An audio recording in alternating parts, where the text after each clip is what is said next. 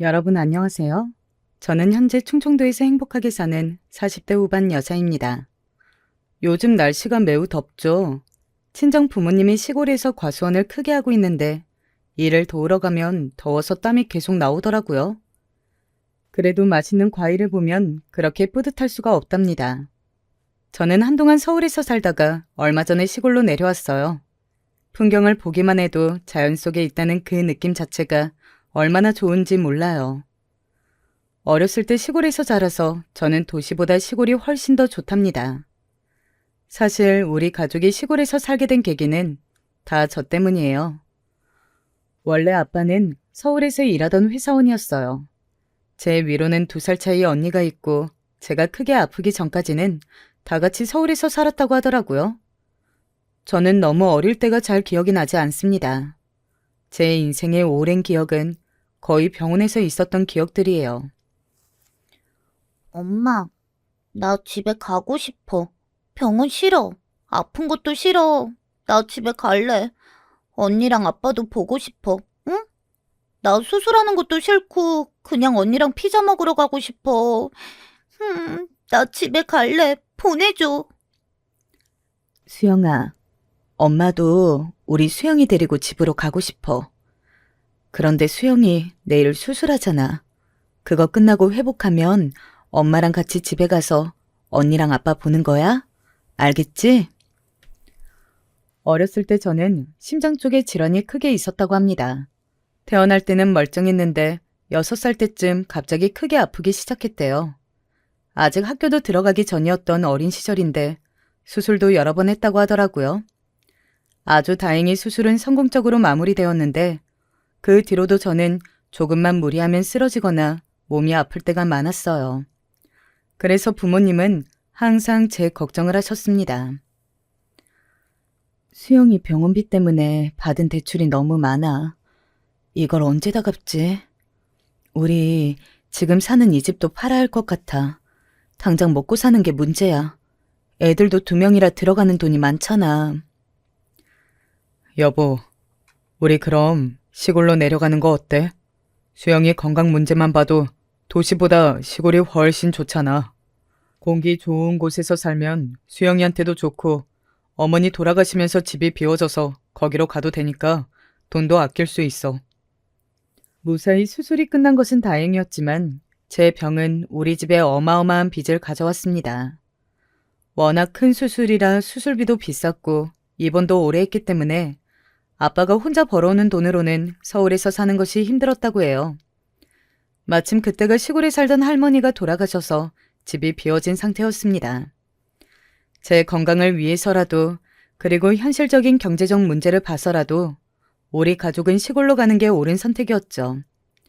그렇게 시골로 내려간 저희는 행복하고 소박하게 살았습니다. 부모님은 작게 밭에서 농사하고 과수원도 하셨어요. 수영아, 집에 가자. 오늘 엄마가 학교에서 집에 오면 간식으로 수박 잘라놨다고 했어. 그거 먹고 언니랑 계곡 가서 물놀이 하자. 지혜야, 너도 갈래? 좋아. 언니, 지혜랑 범수도 같이 가자. 계곡에서 놀다가 잠자리도 잡으러 가자. 나 너무 신나. 시골에서 사는 삶은 아주 즐거웠어요. 언니랑 친구들이랑 학교 끝나고 같이 놀러 다니던 기억이 제 인생에서 가장 행복했던 기억이랍니다. 시골에서 사니까 제 건강도 아주 좋아져서 나중에는 무리하지 않으면 정상적인 사람처럼 살 수 있을 정도였죠. 아무튼 그렇게 시골에서 고등학교까지 졸업한 저는 부모님을 따라 과수원 일을 같이 하고 있었습니다. 우리 수영이는 언제 결혼하려고? 언니는 결혼하니까 확실히 인생이 달라진 것 같아. 너도 좋은 남자 만나서 결혼하면 좋겠어. 그런데 아무리 주위를 둘러봐도 내 동생이 너무 아까워서 소개해줄 사람이 없다. 때가 되면 하겠지. 근데 언니, 나는 결혼 생각이 없어. 내 몸 하나 건사하기도 이렇게 힘든데 어떻게 결혼해. 결혼하면 시댁 식구들도 챙겨야 하잖아. 또 아이를 과연 내가 낳을 수 있을까? 요즘은 의학기술이 워낙 발달해서 괜찮지 않을까? 수영이 너 그래도 우리가 시골로 와서 건강도 많이 좋아졌잖아. 결혼해서도 시골에서 살면 되겠네? 언니, 누가 요즘 마누라 따라서 처가에서 사냐? 웃겨, 진짜. 아유, 됐어. 나는 결혼 안 할래. 몸도 아픈데 이런 나랑 누가 결혼하겠어. 그냥 내가 부모님 모시고 평생 살게. 언니는 똑똑해서 서울로 대학을 가서 거기서 형부를 만나 결혼했어요. 다정하고 성실한 형부를 부모님도 많이 좋아했습니다. 문제는 바로 저였어요. 몸이 아무리 좋아졌다고 해도 그건 어디까지나 제 기준이었습니다. 많이 봐줘야 정상인 수준이었고 조금만 무리해도 얼굴색 자체가 변했거든요. 부모님 농사와 과수원 일을 돕다 쓰러진 날도 아주 많았습니다. 그래서 부모님은 오히려 제가 결혼해서 집에 있는 것을 원하셨어요. 수영아, 엄마가 선자리 알아왔어. 여기 나가봐. 저쪽 마을 은행 다니는 사람 아들인데, 괜찮대. 키가 조금 작고 못생기긴 했는데, 그래도 사람의 됨됨이가 중요하잖아. 알지? 아, 나는 결혼 안 해도 된다니까. 그냥 이렇게 엄마랑 아빠랑 평생 살 거니까 그런 줄 알아. 엄마는 내가 평생 모시고 산다고 해도 왜 싫대? 웃겨. 필요 없다고 했지. 엄마랑 아빠가 너보다 더 튼튼하고 사지 멀쩡한데 뭘 모셔? 그냥 평범하게 결혼해서 가정주부로 살아, 응? 엄마는 네가 평온한 인생을 살길 바란다고. 부모님은 계속해서 손자리를 들고 오셨는데 저는 결혼하고 싶은 마음이 들지 않았습니다. 그래서 그렇게 몇 년을 거절하고 혼자 살았는데 그런 제가 결혼까지 하게 된 사건이 발생했습니다. 언니를 보러 서울에 갔다가 길을 잃었는데 어떤 남자 한 명이 제가 터미널까지 갈 수 있게 도와주었어요. 아, 여기로 가세요? 이 지역이 마침 우리 엄마 고향이라 저도 알거든요. 이렇게 보니 반갑네요. 이것도 인연인데 우리 커피라도 한 잔 마실래요?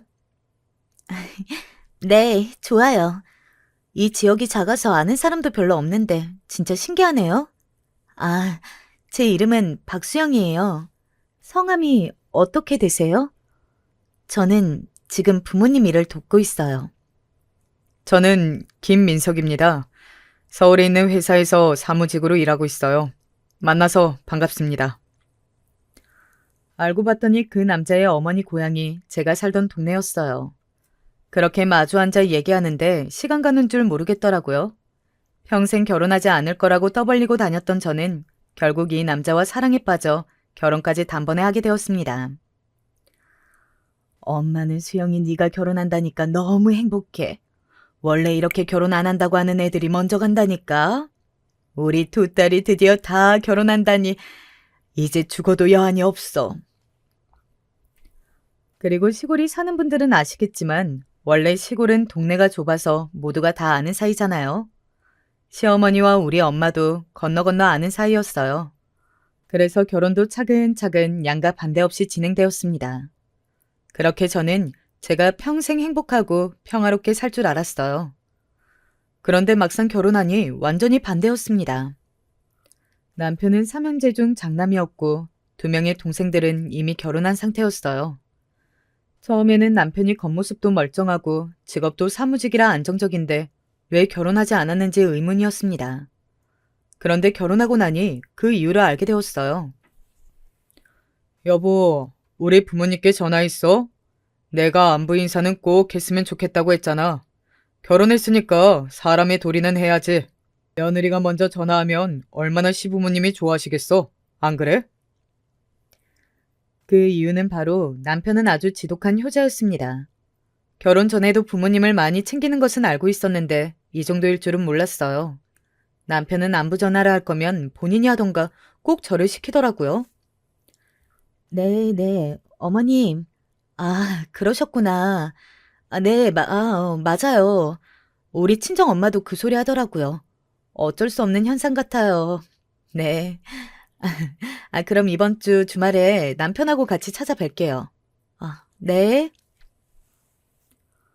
문제는 시어머니는 전화를 한 번 하면 무조건 최소 1시간은 넘어갔다는 사실이에요. 전화를 끊으려고 하면 자꾸 다른 소리를 하셨습니다. 그러니 한 번 전화하면 저는 전화기를 붙들고 있어야 했어요. 제가 아무리 전업주부여도 집안일이 할 게 많은데 이런 식으로 시간을 뺏기니 곤란했습니다. 딱히 저에게 시집살이 하는 것은 없었는데 이런 점이 저를 힘들게 했어요. 이것도 뭐 참으라면 참을 수가 있었는데 문제는 동서들이었습니다. 저는 언니가 있어서 여자들과 지내는 게 오히려 남자들하고 지내는 것보다 훨씬 편했거든요. 그래서 내심 동서가 2명이나 있으니 며느리들끼리 잘 지내고 싶은 마음이 있었어요. 그런데 동서들은 이미 둘이 너무 친한 사이라 제가 끼어들기 힘들었습니다. 형님, 우리 시댁은 제사가 1년에 10번이에요. 원래 15번이었는데 저랑 동서랑 얘기해서 줄인 거니까 저희한테 고마워하셔야 해요. 그리고 명절이나 제사 때는 전날에 미리 와서 음식 준비하는 게 이 집안 규칙이니까 미리 알고 계세요. 음식을 우리가 준비하는 거예요? 요즘은 다 사다 먹는다고 하던데. 그렇구나.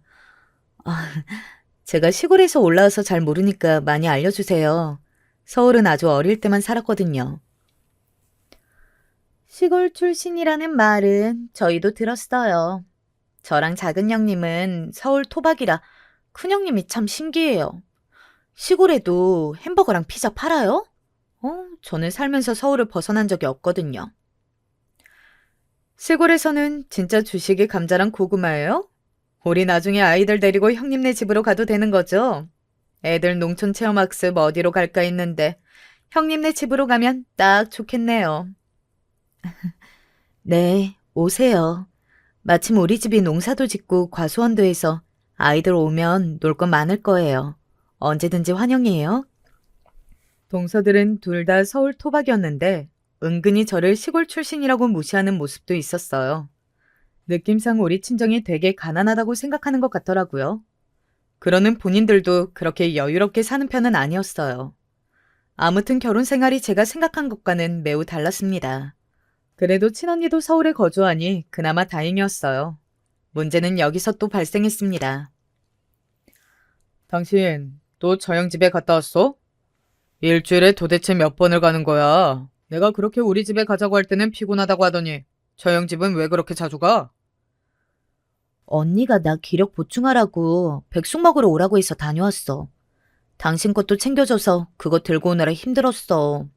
시댁도 일주일에 한 번은 가잖아. 저 형 집에 갈 시간에 우리 부모님 얼굴도 보고 와. 우리 엄마도 당신 먹으라고 반찬 많이 챙겨주잖아. 이런 시어머니 또 없다. 알겠어. 내가 시댁에 자주 가는 것처럼 당신도 우리 친정의 얼굴 비추고 그래.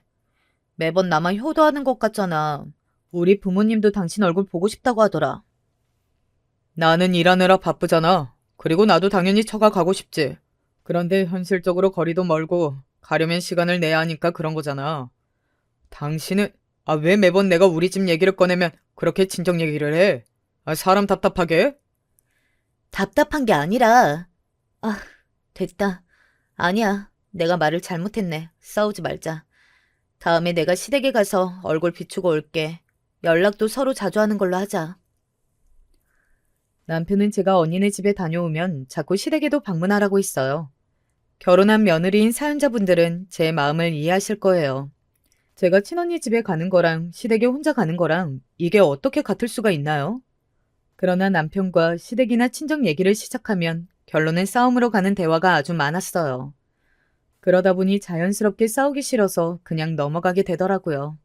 이러다 사건이 하나 발생하게 되었습니다. 시부모님은 딱히 저를 못살게 군다거나 대놓고 싫은 소리를 하는 분들은 아니라고 했잖아요. 그런데 명절이나 제사는 꼭 챙기는 분들이었어요. 그래서 그런 행사가 있으면 미리 가서 음식을 해야 했습니다.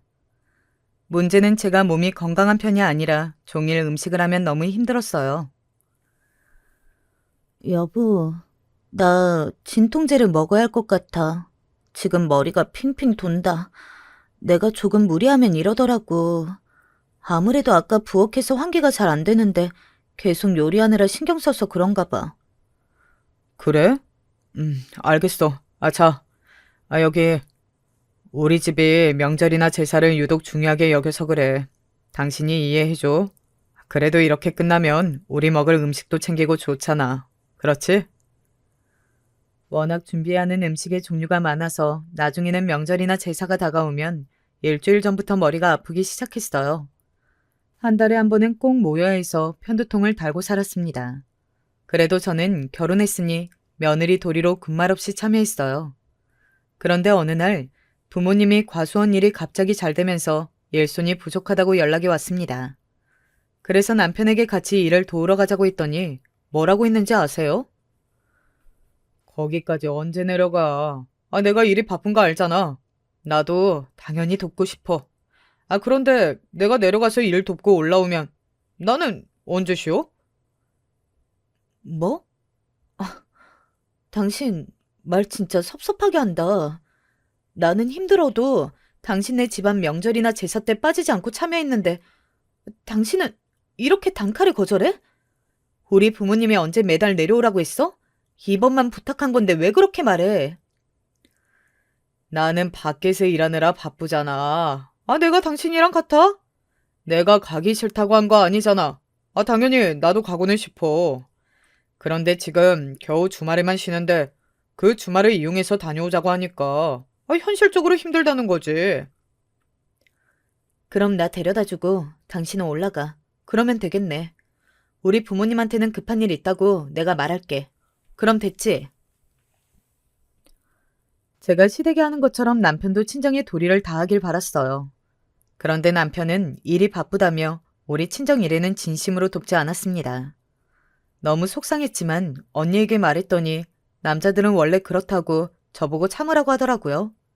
그래서 혼자 친정에 가서 일을 도왔는데 너무 다행인 것은 친정 부모님께서 하던 과수원이 크게 성공했다는 거였습니다. 아니, 엄마, 이게 다 뭐야? 우리 이렇게 주문이 많이 들어와?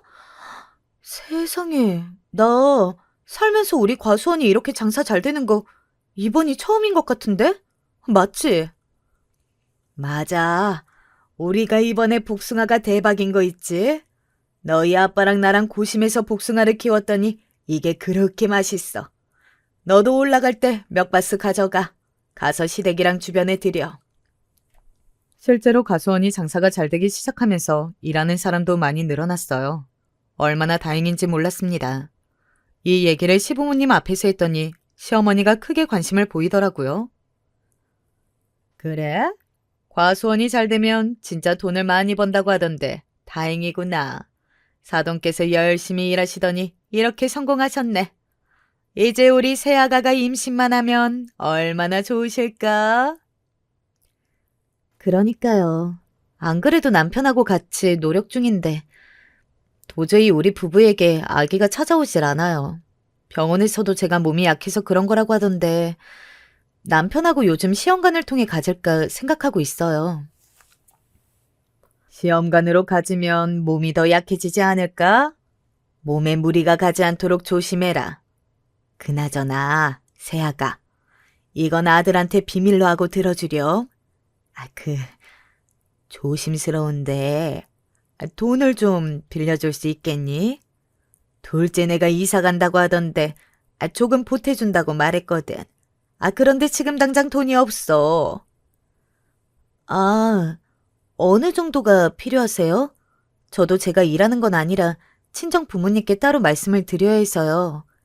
너무 많은 돈은 조금 곤란할 것 같아요.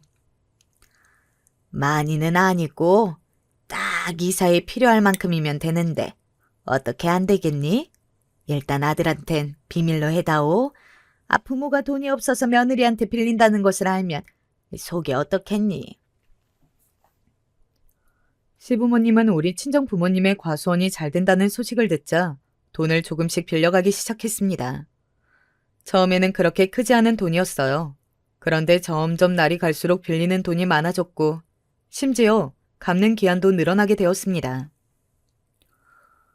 그래서 너무 고민이야. 자꾸 남편한테 비밀로 하라고 하면서 돈을 빌려가더라고. 엄마한테 슬쩍 말하니까 엄마는 신경 쓰지 말래. 어떻게 신경을 안 써? 돈을 갚는 것도 적은 것 같더라. 괜히 시댁에 밉보여서 좋을 게 없으니까 그러는 것 같아. 일단 너한테 또 빌려달라는 말하면 이젠 둘러대. 이래서 잘 사는 거 너무 티내면 안 좋다고 하는 건가 보다. 친언니의 조언을 받고 이 뒤로는 시어머니가 친정에 관해 물어도 말을 돌리고는 했어요. 그러자 시어머니도 저에게 대놓고 돈을 빌려달라는 말은 줄어들었습니다. 저는 그래서 아무 문제가 없는 줄 알았죠. 여기에 숨겨진 진실이 있을 거라곤 전혀 몰랐답니다. 한편 저와 남편은 둘 다 아이를 원했어요. 저는 행복한 어린 시절을 보냈기에 아이를 낳아 똑같이 행복하게 살길 원했습니다. 그런데 제가 워낙 몸이 좋지 않으니 자연적으로 아기가 생기지 않더라고요. 아무래도 자연으로 임신하는 것은 어려워 보입니다. 시험관으로 임신하더라도 산모님 몸이 약하니까 만약 임신하게 된다면 절대적인 안정이 필요해요. 그건 꼭 명심하시고 아이를 가지셔야 해요. 알겠죠? 자연 임신이 힘드니 시험관으로 가지려고 했는데 문제는 제 몸이었어요.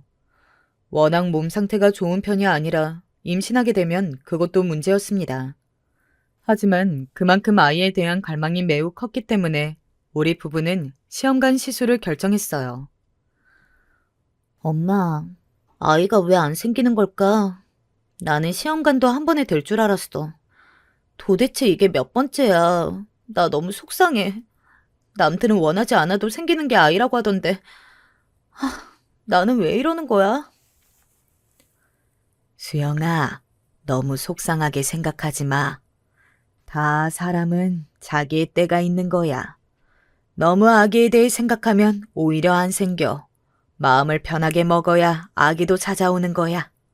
그러니 걱정하지 마. 몇 번의 시도를 했는데도 아이는 쉽게 생기지 않았어요. 속상한 마음에 친정 엄마에게 하소연도 얼마나 했는지 모릅니다. 그래도 남편과 저는 희망을 잃지 않고 계속해서 노력했고 결국 임신에 성공하게 되었습니다. 엄마, 나 임신했어. 어떡해. 나도 이제 엄마가 되는 거야? 나 너무 기뻐. 믿기지 않아. 내가 엄마라니. 나 이 아기 낳으면 진짜 소중하게 키울 거야. 나 닮아서 어디 아프거나 그러진 않겠지?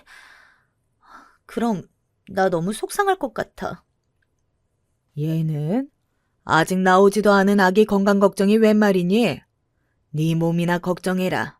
엄마는 네 아기보다 네가 더 걱정이야.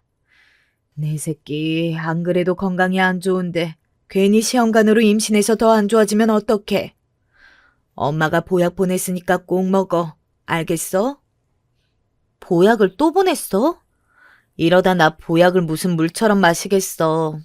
엄마 덕분에 우리 집은 지금 영양 과다야. 시댁에선 나 임신해도 축하한다고 하고 아무 지원도 안 해주던데. 역시 엄마밖에 없다. 제가 임신하고 섭섭했던 점은 바로 이거였어요. 물론 임신했다고 시댁에서 선물을 준다거나 그런 게 당연한 것은 전혀 아니라고 생각합니다.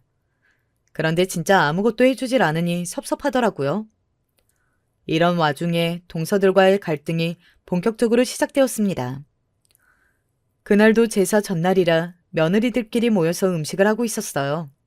제가 임신한 상태라 계속 오래 앉아있으면 그렇게 몸이 힘들더라고요. 또 저는 특별히 입덧을 굉장히 심하게 했었습니다. 그래서 음식을 하다 계속 화장실로 가서 위액을 뱉고 있었죠. 아가, 괜찮니? 입덧 때문에 힘들구나. 너무 힘들면 작은 방에 가서 누워있으렴. 나머지는 우리가 할게. 안 그래도 몸도 안 좋은데 걱정이다. 시어머니는 그런 저를 걱정하시며 쉬라고 해주셨어요. 웬만하면 저도 옆에서 같이 음식을 했을 텐데 입덧도 그렇고 유난히 저는 어지럼증이 심하더라고요. 여러분도 임신했을 때 증상이 심했던 분들이 있으시죠? 병원에서도 저는 특별히 조심해야 한다고 할 정도라 유난히 조심했는데 그 모습이 동서들에게는 안 좋게 보였나 봅니다.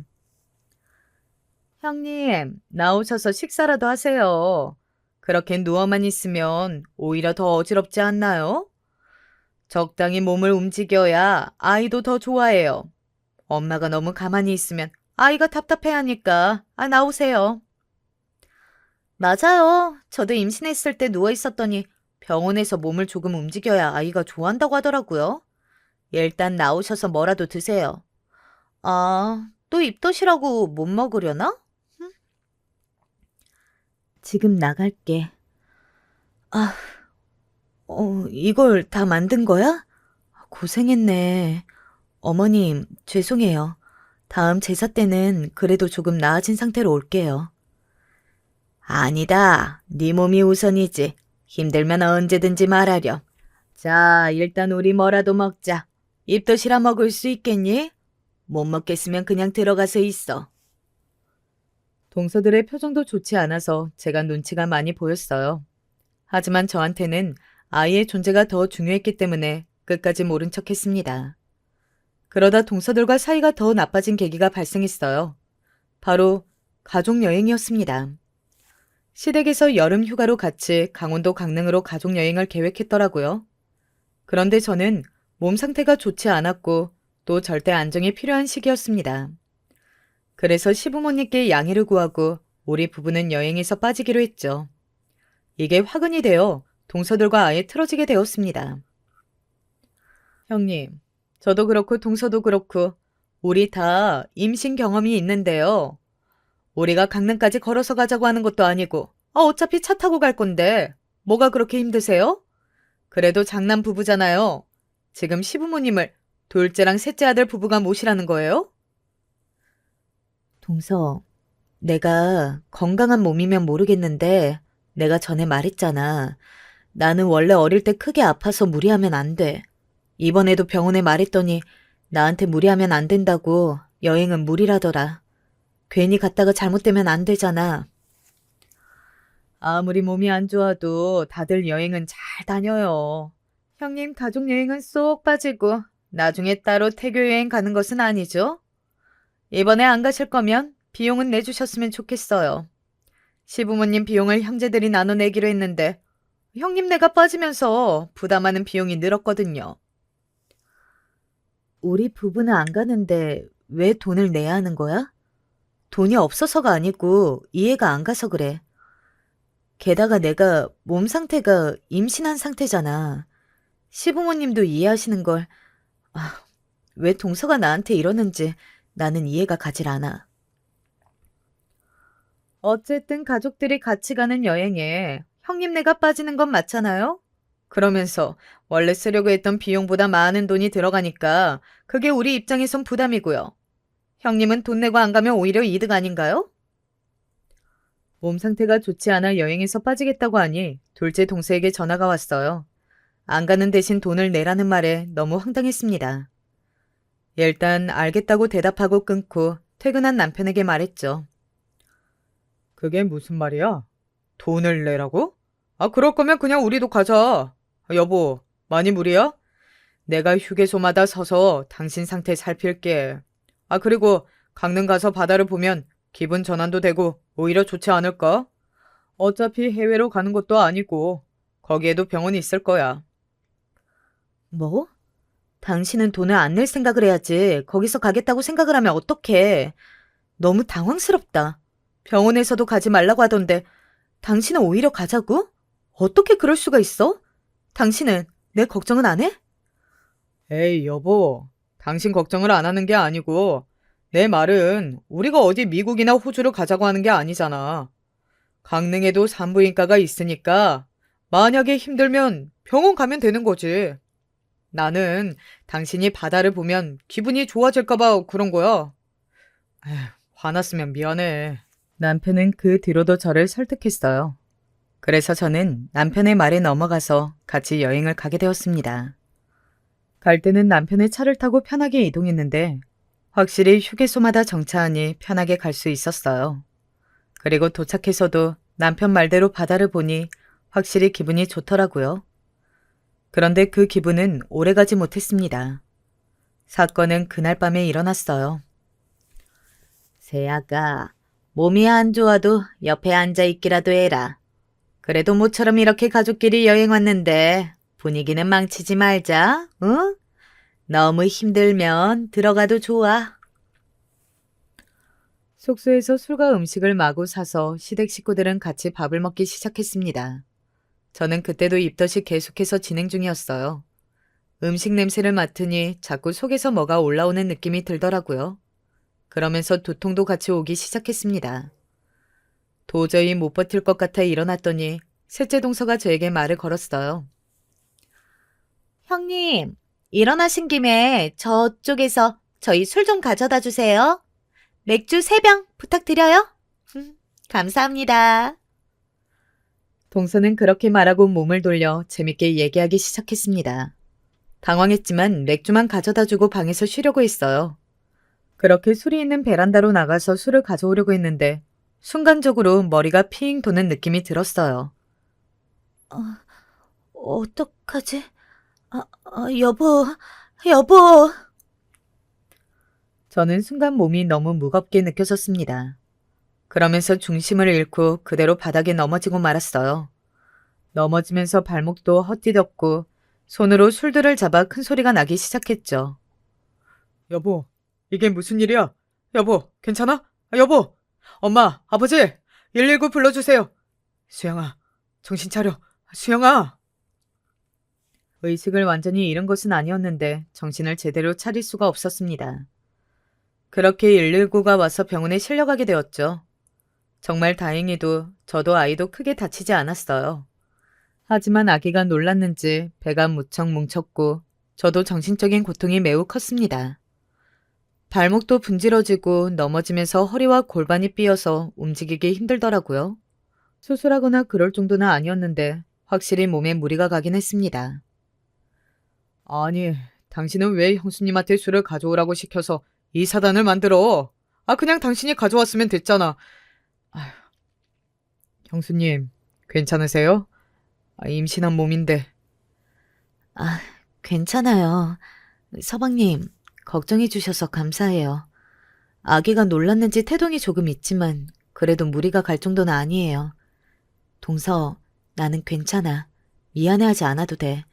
동서 때문에 그런 거 아니야. 119에 실려간 거라 가족들이 저를 많이 걱정했어요. 딱 2명의 동서만 빼고요. 동서들은 쓰러져서 응급실에 누워있는 저를 가족들 몰래 째려보았죠. 너무 당황스러웠지만 최대한 모른 척을 했습니다. 시어머니도 그런 저를 매우 걱정하셨어요. 아가, 괜찮니? 그러게. 너무 힘들면 여행 안 와도 된다고 했잖니.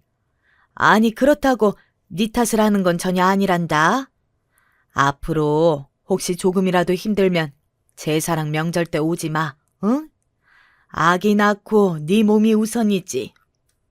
시어머니의 배려 덕분에 저는 여름에 갔던 가족여행 이후로 제사에 참여하지 않았습니다. 물론 그 과정에서 동서들의 미움을 한몸에 받게 되었죠. 동서들은 제가 일부러 꾀를 내어 가지 않는다고 생각했나 봐요. 게다가 강릉에서 다쳐서 응급실에 간 것도 일부러 한 거라고 생각하는 모습에 기가 찼습니다. 하지만 제 태교가 우선이니 일단 모른 척했어요. 강릉에서 돌아온 후에 시어머니는 저에게 따로 연락이 오셨어요. 처음에는 제 몸 상태에 대해 걱정하더니 바로 본론을 꺼내셨습니다. 그래서 지금 자금이 조금 부족해. 세아가 친정에 어떻게 부탁할 수는 없니? 이번 사업이 잘 되면 우리 가족이 돈 걱정 없이 살 수 있을 것 같아. 너희 시아버지랑 시동생들이 마지막으로 하는 사업이잖니. 며느리들도 같이 하는 사업이니 잘 될 일만 남았단다. 일단 저는 확실히 할 예정은 없어요. 곧 출산이고 다른 일에 신경 쓰고 싶지 않아서요. 그리고 돈도 제가 부모님께 또 부탁드릴 수는 없을 것 같아요. 죄송해요.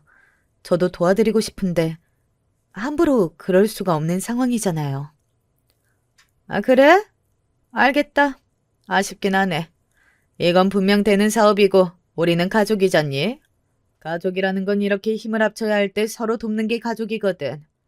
세아가 너는 그걸 아는 사람인 줄 알았는데 아닌가 보다. 알겠다. 말을 들어보니 시댁 식구들이 동서들도 합쳐서 다 유통사업을 시작했다고 하더라고요. 그러면서 시골에 있는 농작물이나 과일들을 유통하는 걸 한다고 하던데 누가 봐도 우리 친정과 협업하면 시댁만 좋은 현상이었어요. 제가 살짝 봤더니 너무 허술했고 무엇보다 저는 진짜로 태교에 신경을 쓰고 싶었어요. 그래서 거절했더니 시어머니는 대놓고 아쉬워하셨습니다. 하지만 그렇다고 정 때문에 사업을 같이 하는 것은 말이 되지 않는다고 생각했죠. 자금을 원하길래 그것도 거절하고 저도 불편한 마음으로 있던 도중이었어요. 그러다 오늘 제가 제보한 사연에 절정이 되는 사건이 발생했어요. 명절이나 제사는 빠졌는데 문제는 시아버지의 생신이었습니다. 하필이면 그때가 또 시아버지의 환갑이었어요. 그래서 저도 시아버지의 환갑에는 무조건 참여할 생각이었습니다. 그런데 며칠 앞두고 둘째 동생에게 전화가 한 통 걸려왔어요. 형님, 이번에 시아버지 환갑인가 하시죠? 이번에도 몸이 안 좋으셔서 못 오시나요? 그래도 환갑이잖아요. 아이도 이제 어느 정도 안정기에 들어가지 않았어요? 아, 동서, 안 그래도 시아버지 환갑은 나도 가려고 했어. 그런데 혹시 우리가 음식을 준비해야 해? 내가 내 돈으로 차라리 출장 뷔페를 부를게. 동서들도 음식 준비하는 거 힘들지 않아? 어머, 지금 무슨 소리를 하시는 거예요? 형님, 그래도 환갑인데 며느리들이 준비해야 도리에 맞는 거죠. 정성이 들어간 음식을 대접하는 게 맞지 않을까요? 형님 혹시 또 쓰러지실 것 같아요? 말이 나와서 말인데 저번에도 그렇고 쓰러지셔서 저랑 동서가 얼마나 눈치 보였는지 아세요? 내가 일부러 그런 것도 아니고 그때는 진짜 어지러워서 그런 거였어. 그리고 아무 일 없으니 오히려 다행 아닌가? 나도 그래서 셋째 동서한테 나는 아무렇지도 않다고 말했잖아. 아무튼 내가 내 돈 내서 뷔페 부르려고 했는데 동서들이 싫다고 하니 어쩔 수 없네. 그럼 끊을게. 동서들과 한마디 이상 얘기하면 그렇게 기분이 나쁠 수가 없더라고요. 좋은 것만 보고 들어도 모자란 태교를 이렇게 불쾌하게 지내고 있으니 우리 아기에게 미안했습니다. 그렇게 시아버지의 생신이 다가왔어요. 마침 저만 사업에 빠져서 눈치가 보이더라고요. 그래서 늘 하던 것처럼 전날에 가서 미리 동서들과 음식 준비를 하기 시작했죠. 그런데 며칠 전부터 배가 살살 아프기 시작했거든요. 병원에 갔을 때도 의사 선생님이 특별히 조심하라고 했었습니다. 그래서 최대한 무리하지 않으려고 했는데 동서들은 그런 제가 꾀를 부린다고 생각했는지 또 말을 걸기 시작했어요. 큰형님, 하기 싫으시면 그냥 오지 말지 그러셨어요. 지금 당근 하나를 몇 분째 썰고 계세요? 차라리 그냥 저랑 작은 형님이 다 하게 두지. 제가 할 테니까 가서 쉬세요. 어? 아니야, 내가 할게. 동서, 미안해. 일부러 그런 게 아니고 잠깐 순간적으로 배가 땡겨서 그랬던 거야. 지금 내가 만삭이라 배가 살살 아프더라고. 곧 아기가 나올 거라 그런가? 아, 그래요? 초기도 아니고 만삭이면 오히려 움직여야 좋은 거 아닌가? 마치 동서, 우리도 그랬잖아. 그래서 원래 막달에는 사람들도 일부러 움직이고 그러는데. 형님, 그러면 여기 와서 칼질 계속해주세요. 여기 양파 다 다듬어 주세요. 이거 하면 오히려 배가 안 뭉칠걸요? 동서들은 그날따라 저에게 이것저것 시키는 게 참 많았습니다. 그동안 제 몸 상태를 이유로 명절과 제사 때 얼굴을 비추지 않아 불만이 많이 쌓였나 보더라고요. 그래서 저도 일부러 더 보란듯이 몸을 움직였어요. 앓는 소리를 하기 싫었던 것도 있었고 미안한 마음도 있었거든요. 지금 생각하면 그러면 안 되는 거였습니다. 동서들은 계속해서 저에게 이거 해라 저거 해라 말이 많았어요. 시킨 대로 일하는 도중 머리가 핑 도는 느낌을 받았습니다. 이상하게 몸이 좋지 않았어요. 그러면서 배가 자꾸 아프더라고요. 순간 이건 무조건 진통이라는 느낌이 들었습니다. 친언니가 저에게 말하길 진통이면 딱 안다고 했었거든요. 이제까지 겪어본 적 없던 그 느낌이었습니다. 순간 악소리를 내며 저는 부엌 한 구석에 쓰러지고 말았어요. 식은땀이 비오듯 오기 시작했죠. 남편이나 시부모님을 부르고 싶었는데 하필이면 그때 집에 동서들과 저만 있었어요. 그래도 사람이 사람을 아무리 미워해도 이렇게 쓰러져 있으면 당연히 걱정하지 않나요? 인간 대 인간으로 길 가다 사람이 쓰러져도 돌아보는데 동서들은 제가 큰 소리를 내며 쓰러져도 제 쪽으로 오지 않았어요. 사람이 아파서 끙끙대는데 어떻게 그렇게 무시할 수 있는지 어마어마하더라고요. 동서, 제가 너무 고통스러워하며 동서들을 불렀는데 동서들은 듣고도 모른 척하더라고요. 심지어 자기들끼리 뭐라고 했는지 아세요? 너무 충격적인 대화가 제 귀에 들렸습니다. 아유, 듣기 싫어. 전현 또 꾀병 부리네. 아, 진짜 뭘 저렇게 아프다고 난리야? 혼자만 임신해?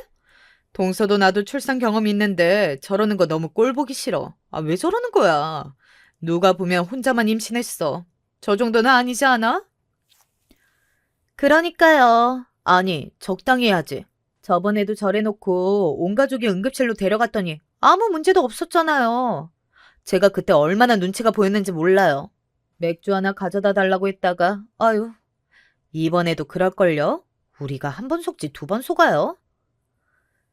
사업도 자기만 쏙 빠졌더라. 이러다가 우리 잘 되면 콩고물이라도 얻으려고 난리치겠지? 그때 가서 친한 척 껴달라고 하면 모른 척 하자.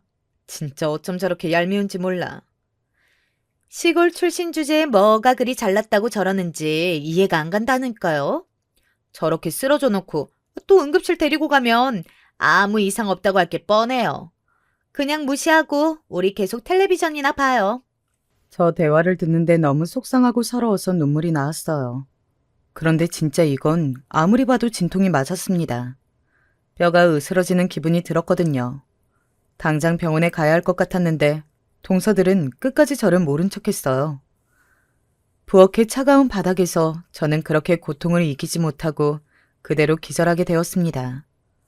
나중에 누가 저를 깨우는 느낌은 들었는데 도저히 눈이 떠지질 않더라고요.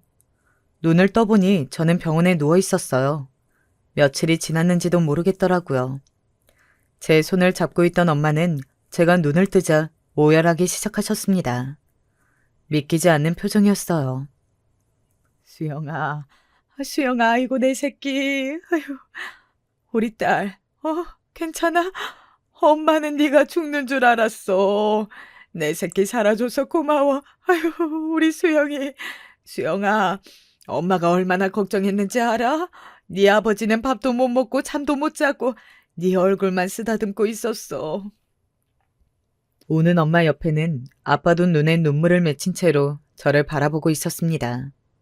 이게 무슨 상황인가 싶었는데 순간 제 배로 시선이 갔어요.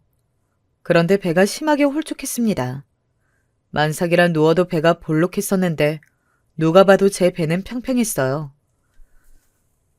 엄마, 내 아기는? 왜 내 배가 홀쭉해? 우리 아기 어디 있어? 수술한 거야? 지금 신생아실에 있어? 우리 아기는 어떻게 된 거야? 제가 묻는 말에 엄마와 아빠는 엉엉 울며 대답하지 못하셨어요. 답답한 마음에 소리치자 간호사가 제가 누워있는 병실로 들어왔습니다. 그러면서 의사가 잠시 후에 들어왔고 저는 청첩병력의 소식을 듣게 되었어요. 환자분, 충격이 크시겠지만 사실을 알려드려야 했어요. 환자분이 쓰러지시면서 뱃속의 태아는 그대로 사산했습니다. 진통을 느끼셨을 때 바로 병원으로 오시라고 제가 그렇게 말씀드렸는데 너무 안타까워요. 아이는 하늘로 보내주었습니다. 환자분도 상태가 심하게 안 좋았는데 기적적으로 살아나셨어요. 앞으로 며칠 더 입원하시고 회복 잘 하시길 바랍니다. 여러분, 너무 충격이 크면 아무 말도 나오지 않는다는 것을 아세요?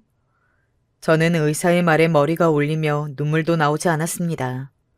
처음에는 믿기지 않았어요. 그래서 계속 멍하게 있다 며칠이 지나자 현실로 돌아오더라고요.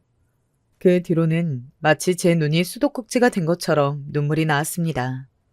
그래서 누가 건들기만 해도, 아니, 건들지 않아도 눈물이 계속 나왔어요.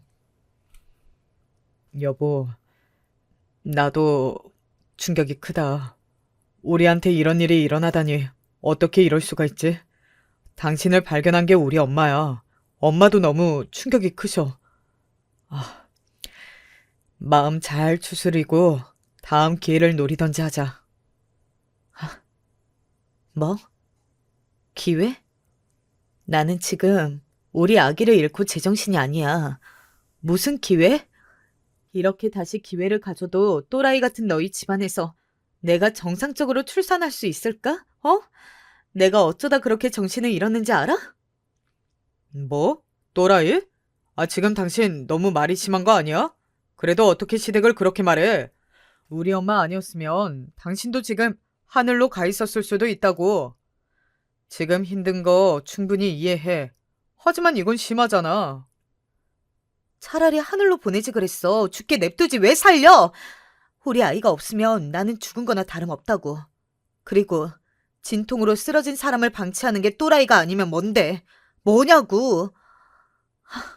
당신 재수 씨들, 그년들 미친년들이야. 내가 아무리 미워도 그렇게 고통으로 몸부리치는 사람을 무시해? 저는 남편에게 미친 듯이 화를 내기 시작했어요. 남편은 처음 듣는 소리인지 매우 당황하더라고요. 지금 그게 무슨 소리야? 자세히 말해봐. 재수 씨들이 당신이 쓰러졌는데 모른 척을 했다고? 난 전혀 몰랐어. 엄마가 급하게 전화해서 들은 게 다야. 됐어. 나는 당신네 집안 식구들 한 명도 얼굴 보기 싫어. 우리 이혼하자. 나 도저히 당신하고 엮이기가 싫어. 그렇게 효도 좋아하는 당신은 혼자 효도하면서 살아. 내가 이제껏 아기 때문에 참고 참았는데 이제는 안 돼. 이혼해. 이러다 나 정신병 걸려서 죽을 것 같아. 제가 악을 쓰며 소리치자 친정 엄마가 복도에서 병실로 들어왔어요.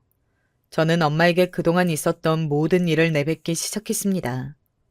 사실 친정 부모님은 강릉에 있었던 일도 전혀 모르고 계셨거든요. 그래서 그때 일부터 시작해서 남편이 혼자 효자짓을 얼마나 했는지, 우리 집은 도와주지도 않으면서 내가 시댁에 가서 얼마나 노동했는지 죄다 하나도 숨기지 않고 얘기했어요. 그렇게 다 내뱉으니 속이 다 시원하더라고요. 이혼할 목적으로 말했으니 속이 아주 편안했죠. 그런데 그렇게 말하니 엄마의 표정이 이상했어요. 나는 이제 이런 미친 집구석에서 며느리 짓 하기 싫어. 못해. 엄마는 표정이 왜 그래? 내가 그동안 숨겨서 미안해. 엄마한테는 차마 내가 이런 집구석의 며느리라고 말을 못하겠더라고. 나는 내 새끼가 이런 짓을 당하는지도 모르고 사돈이 돈을 요구하면 그대로 주고 있었어. 네 시어머니가 틈만 나면 우리 과수원 얘기를 하면서 돈을 달라고 하더라고. 나는 우리 수영이가 몸도 아픈데 미움받게 하지 않으려고 얼마나 돈을 많이 썼는데. 뭐? 이건 또 무슨 소리야? 엄마한테 시어머니가 돈을 달라고 했었어? 나 이거 처음 듣는 얘기야. 이게 무슨... 당신이 말해봐. 당신은 알고 있었어? 이번에도 새로 사업을 시작했다며 그러면서 하도 앓는 소리를 하길래 나는 그것도 모르고 우리 농장이랑 과수원이랑 심지어 마을 대부분 농장을 거래처로 소개했어. 그래서 지금 너희 시댁 거래처는 거의 우리 마을 사람들이야. 그런데 어떻게 이래? 여러분, 놀라지 말고 들으세요. 알고 봤더니 시부모님들은 우리 친정 부모님들에게 그동안 계속해서 돈을 요구했다고 하더라고요. 심지어 새로 시작한 사업 관련해서도 우리 부모님에게 접근했었대요. 뭐 자식들에게 쓸 돈이라고 하면서 돈을 달라고 하는데 나는 그 돈이 우리 수영이를 위할 줄 알았지. 아휴. 그런데 막상 내 새끼는 이런 취급을 당하고 있었어? 세상에 나는 그것도 모르고. 아휴. 심지어 너희 시댁 식구들이 하는 유통사업에 내가 제일 큰 거래처로 계약도 맺었어. 진짜 미친 집구석 아니야? 나 못 참아. 당장 변호사 선임해. 그리고 당장 계약 파기해. 아니, 이 사람들 무서운 사람들이네. 어떻게 이럴 수가 있어? 친언니를 선두로 우리 아빠와 형부까지 나서서 저는 이혼 소송을 진행했습니다. 아이를 잃은 슬픔에 저는 깊게 관여하지는 않았어요. 그런데 언니에게 엿들었는데 시댁은 철저하게 망했다고 하더라고요. 남편과 시어머니 그리고 심지어 동서들까지 저를 찾아온 거 있죠.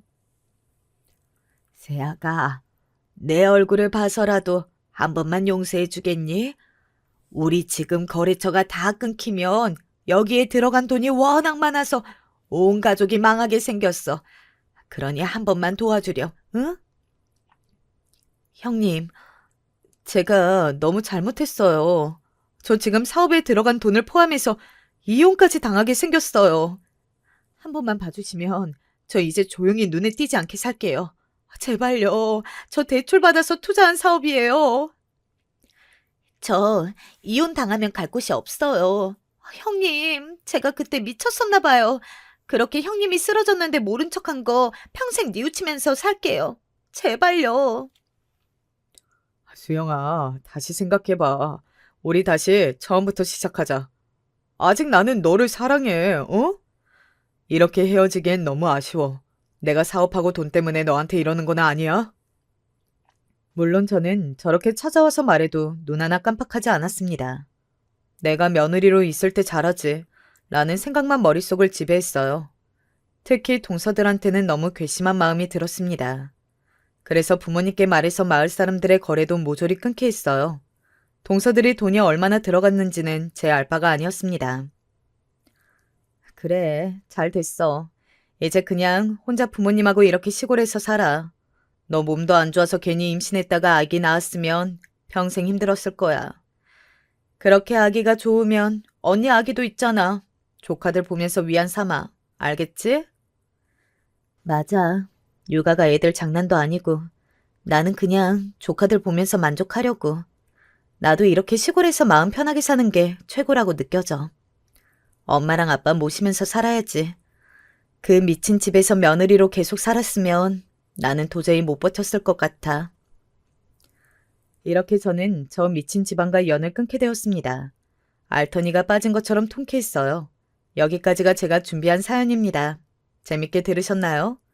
저는 지금 그래서 부모님 댁으로 내려와 살고 있어요. 다시 시골로 오니까 몸도 마음도 얼마나 편한지 모릅니다. 아마 평생 이렇게 부모님과 살 것 같아요. 저는 현재 무척 만족하고 있답니다. 제 사연 들어주셔서 정말 감사합니다.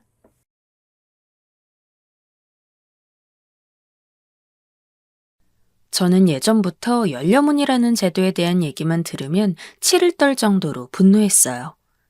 저희 엄마가 딱 그렇게 사셨고 노년에 힘들게 사시다 돌아가시는 모습을 보니 그때 많은 생각이 오가더군요.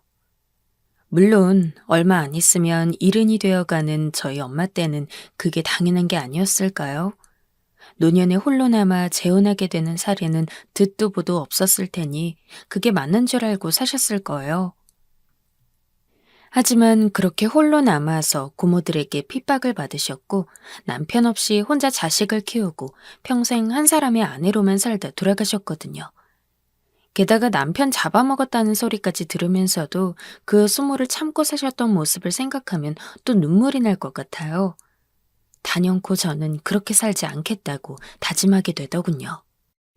요즘 엄마들은 아이들 보고 꼭 결혼은 하지 않아도 된다고 말을 한다는데요. 전 그렇게까지 하고 싶진 않아요. 할 거면 하고 정하기 싫으면 네 인생을 살라고 말해주긴 할 거예요. 하지만 가장 강조하고 싶은 게 하나 있는데요. 혹시 네가 결혼을 했을 때 배우자와 사별을 하든 이혼을 해서 혼자 남게 되었든 나중엔 얼마든지 재혼해라는 겁니다. 주변 눈치 보지 말고 말이에요.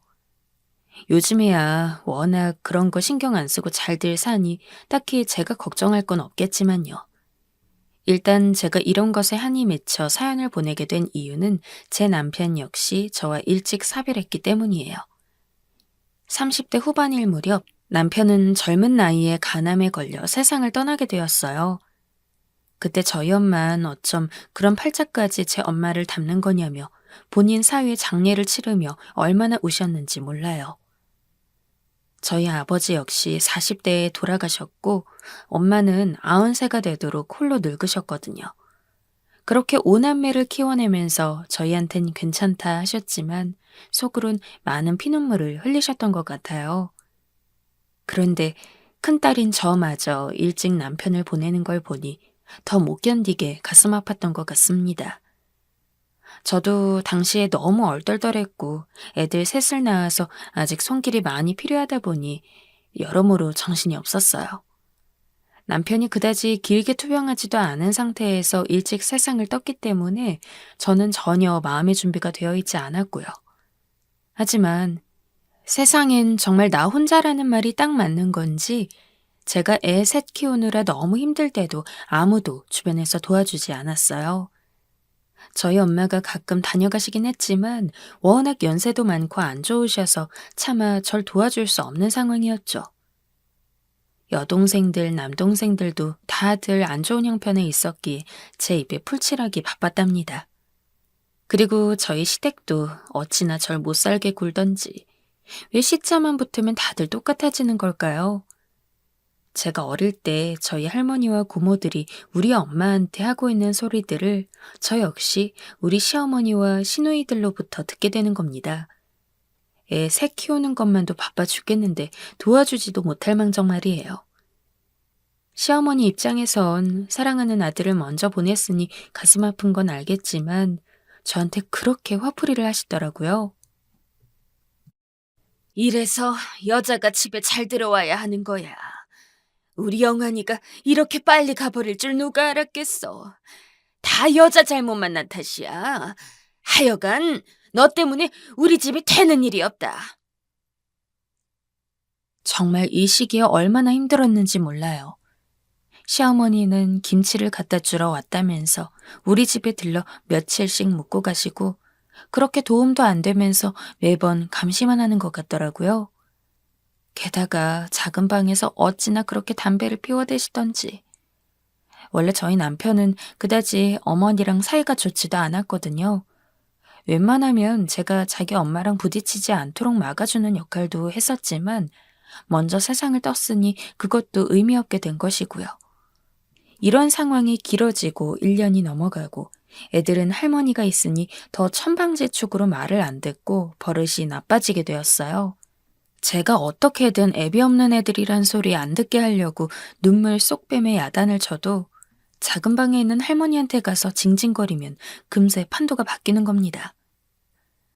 그 애들을 왜 이렇게 잡아댔냐? 그깟 시험 좀 못 봤다고 우리 이씨 집안 애들을 기죽여야 되겠어? 얘네들은 나중에 크게 될 애들이야. 어미가 돼가지고 더 기살려줄 생각은 못하고 저렇게 팍팍 죽여대니 원. 저러니 지 서방도 앵간히 잡은 게 아닐 거야. 그러니 못 견디고 일찍 간 거 아니냐고. 아휴, 우리 영환이 불쌍해서 어떡하나.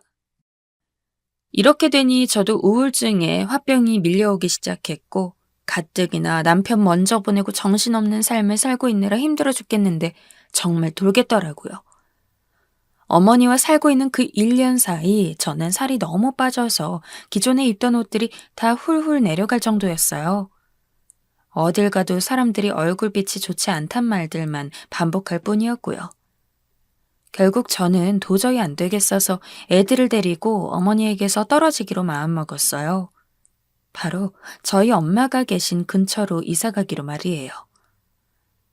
제 몰골을 보신 엄마도 본인이 해줄 수 있는 게 없지만 그래도 옆에서 제 밥이라도 먹여야겠다며 너무 가슴 아파하셨죠. 물론 이때 시어머니의 반대는 보통 요란이 아니었고 자기를 버렸다는 둥 말 같지도 않은 소리를 해가며 죽겠다고 소동을 피우셨어요. 시누이들도 달려와 우리 엄마를 쫓아낸다는 둥 난리쳤지만 전 그때 완전히 정색하고 눈이 뒤집어져서 있는 대로 대들었어요. 좋은 말 할 때 저 그냥 놔두세요. 고모들은 오빠도 없는 집에 엄마 보내놓고 뭐 했어요? 지금까지? 어머니 밤낮으로 저 긁어대시고 밥도 못 먹게 하시고 구박하는 거 고모들도 알았잖아요. 그냥 이렇게 된 거 저도 오빠 따라가 버릴까요? 그럼 고모들이랑 어머니가 우리 애들 새 키워줄 거예요? 키워줄 거냐고요?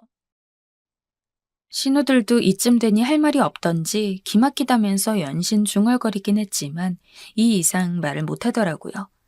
바닥에서 앞구르기 뒷구르기를 해대며 난동 피우는 시어머니를 설득하더니 그냥 내려가 버렸어요. 저는 이때 입안에서 피맛이 나는 게 느껴질 정도로 이를 악물었고 시어머니한테서만 벗어날 수 있다면 내가 무슨 짓을 해서라도 애들 먹여 살리고 잘 살리라 다짐했어요.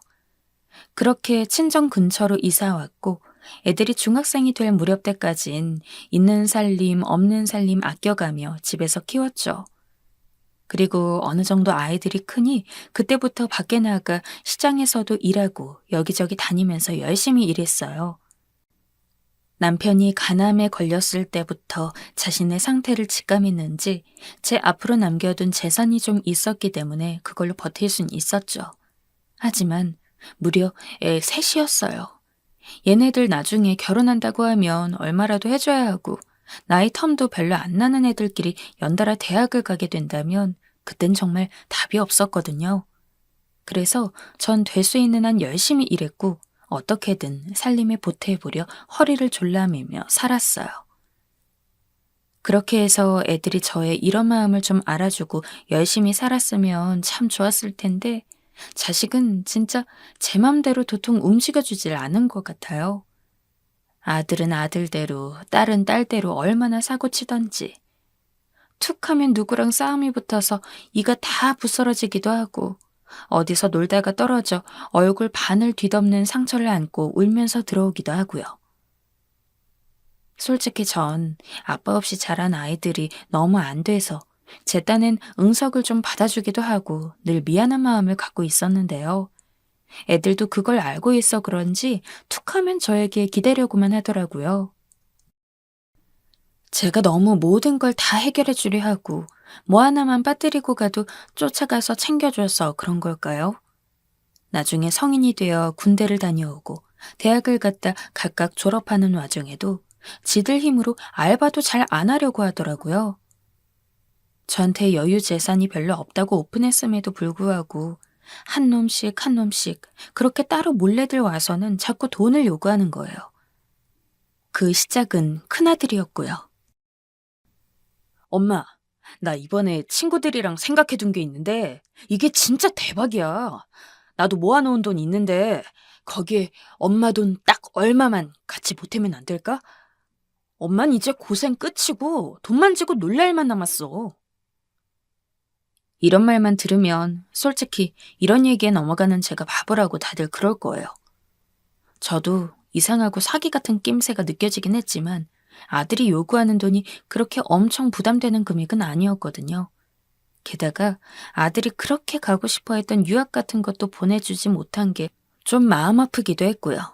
그래서 그때는 그냥 일단 네가 원하는 데에 쓰라는 마음으로 몇백 떼주게 되었어요. 전 그렇게 마무리할 예정으로 준 거고 이제 다른 애들도 있기 때문에 남은 재산에 대해서도 계획을 잘해야 했어요. 그런데 글쎄 큰 녀석이 자기 동생들한테도 투자 얘기를 하면서 제가 얼마 보태줬다는 얘기를 꺼낸 거예요. 그러고 나니 나중에 슬금슬금 둘째와 막내도 저한테 각자 얼마가 필요하네, 엄마가 좀 도와줬으면 좋겠네 하면서 눈치를 보더라고요. 이미 이렇게 말해오는 낌새 자체가 자기 형이자 오빠한테 듣고 하는 말일 텐데 이제 와서 니네들은 안 된다, 집에 돈이 없다고 말할 수도 없었어요. 결국 줄 수 있는 한도 내에서 최대한 주고 이제는 정말 얼마 없다는 식으로 말해서 빗장 걸어 잠그게 되었어요. 하지만 이 녀석들은 제 덕에 너무 고생을 안 해봐서 뭘 모르는 걸까요? 돈이 없다는 말을 믿지 않더라고요. 엄마가 충분히 줄 수 있고 아버지가 남겨준 재산이 많은 것 같은데 그냥 숨겨둔다고 생각하는 것 같더라고요. 그러면서 하는 것마다 실패하고 다시 백수가 되어도 어째 그렇게 고민이 많아 보이지도 않고 돈은 또 벌면 된다는 식으로 가볍게 생각하는 게 아니겠어요? 하다 너무 답답해서 저도 말을 꺼내게 되었어요. 그런데도 이 녀석들은 정말 철통같이 꽉꽉 막혀서 안 되더군요. 얘 경진아, 용진이랑 유미한테 네가 말 좀 해봐. 나이 먹을 대로 먹은 녀석들이 왜 일들은 안 하고 그러고 있는 거야? 엄만 이 나이껏 아직도 직장 다니고 있는 거 안 보여? 아빠가 남긴 돈은 저번에 경진이 너 사업 보태주는 걸 끝으로 정말 다 바닥났어. 엄마가 매달 벌어오는 돈으로 지금 살림살이 하고 있고 이 집 대출 갚고 있는 거야. 아휴, 난 이제 진짜 니네 설득시킬 기력도 없고 이런 식으로 나이 먹은 자식들 먹이며 살고 싶지 않다. 알아서 독립들 하던지 해. 하지만 큰아들 반응을 보니 나머지 두 녀석들도 비슷할 것 같아서 너무 절망적으로 느껴졌어요.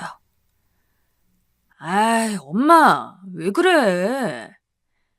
괜히 우리 강하게 키우고 싶어서 그런가 본데, 아빠가 남긴 돈 아직 꽤 있잖아. 그거 내가 다 하나도 손에 안 보게 불려줄 테니까 조금만 기다리셔. 내가 지금 알아보고 있는 일들 집중하려면 밖에서 사람 만나고 다녀야지. 무슨 알바야. 그런 걸 쪽팔리게 어떻게 해. 정말 너무 화가 나서 도대체 그게 언제까지냐. 그놈의 사업을 언제 시작할 거냐고 따져 물었더니 계속 알아보고 있다고 재촉하지 말라며 더 대드는 게 아니겠어요? 얘네들을 아빠 없다고 불쌍히 여겨서 너무 오냐오냐 키웠다 싶어 다 싫어지더군요. 말을 해도 귀뚱으로 듣지도 않는 자식들을 보며 너무 괴로워하던 차에 저에겐 조그만 일상의 변화가 갑작스레 일어나기 시작했어요. 미약하게나마 그것으로 인해 제 이런 타는 듯한 답답한 마음도 조금 진정이 되어가고 이제야 애들과 저의 삶을 별개로 볼 수 있게 되어지더라고요. 아마 제 또래이신 분들 그리고 혼자이신 분들은 조금 공감하실지 어떨지 모르겠는데요. 전 그 무렵쯤 친구들과 함께 간 모임에서 한 남자분을 알게 되었고 나중에는 따로 만나게 되었어요. 남자분도 사별하고 혼자 되신 지 20년 정도 되었고 자식들을 다 키워놓고 너무 적적해 몇 번 나오고 있는 중이었다고 하더라고요. 배우자 없이 혼자 온 건 저와 그 남자분과 몇 분 더 있긴 했어요. 그런데도 거기서 왠지 느낌이 좋아서 그랬는지 이후로 더 만나게 되었답니다. 그리고 정식으로 교제하게 되었고요. 저보다 2살 위여서 나이 차이도 별로 나지 않고 사별하고 혼자 살아온 시간들이 제법 되어서 그런지 말이 조금 통하더군요. 초반에 만남을 가질 때는 아무래도 조심스러웠고 여전히 다른 친구들을 대동해서 같이 보기도 했어요.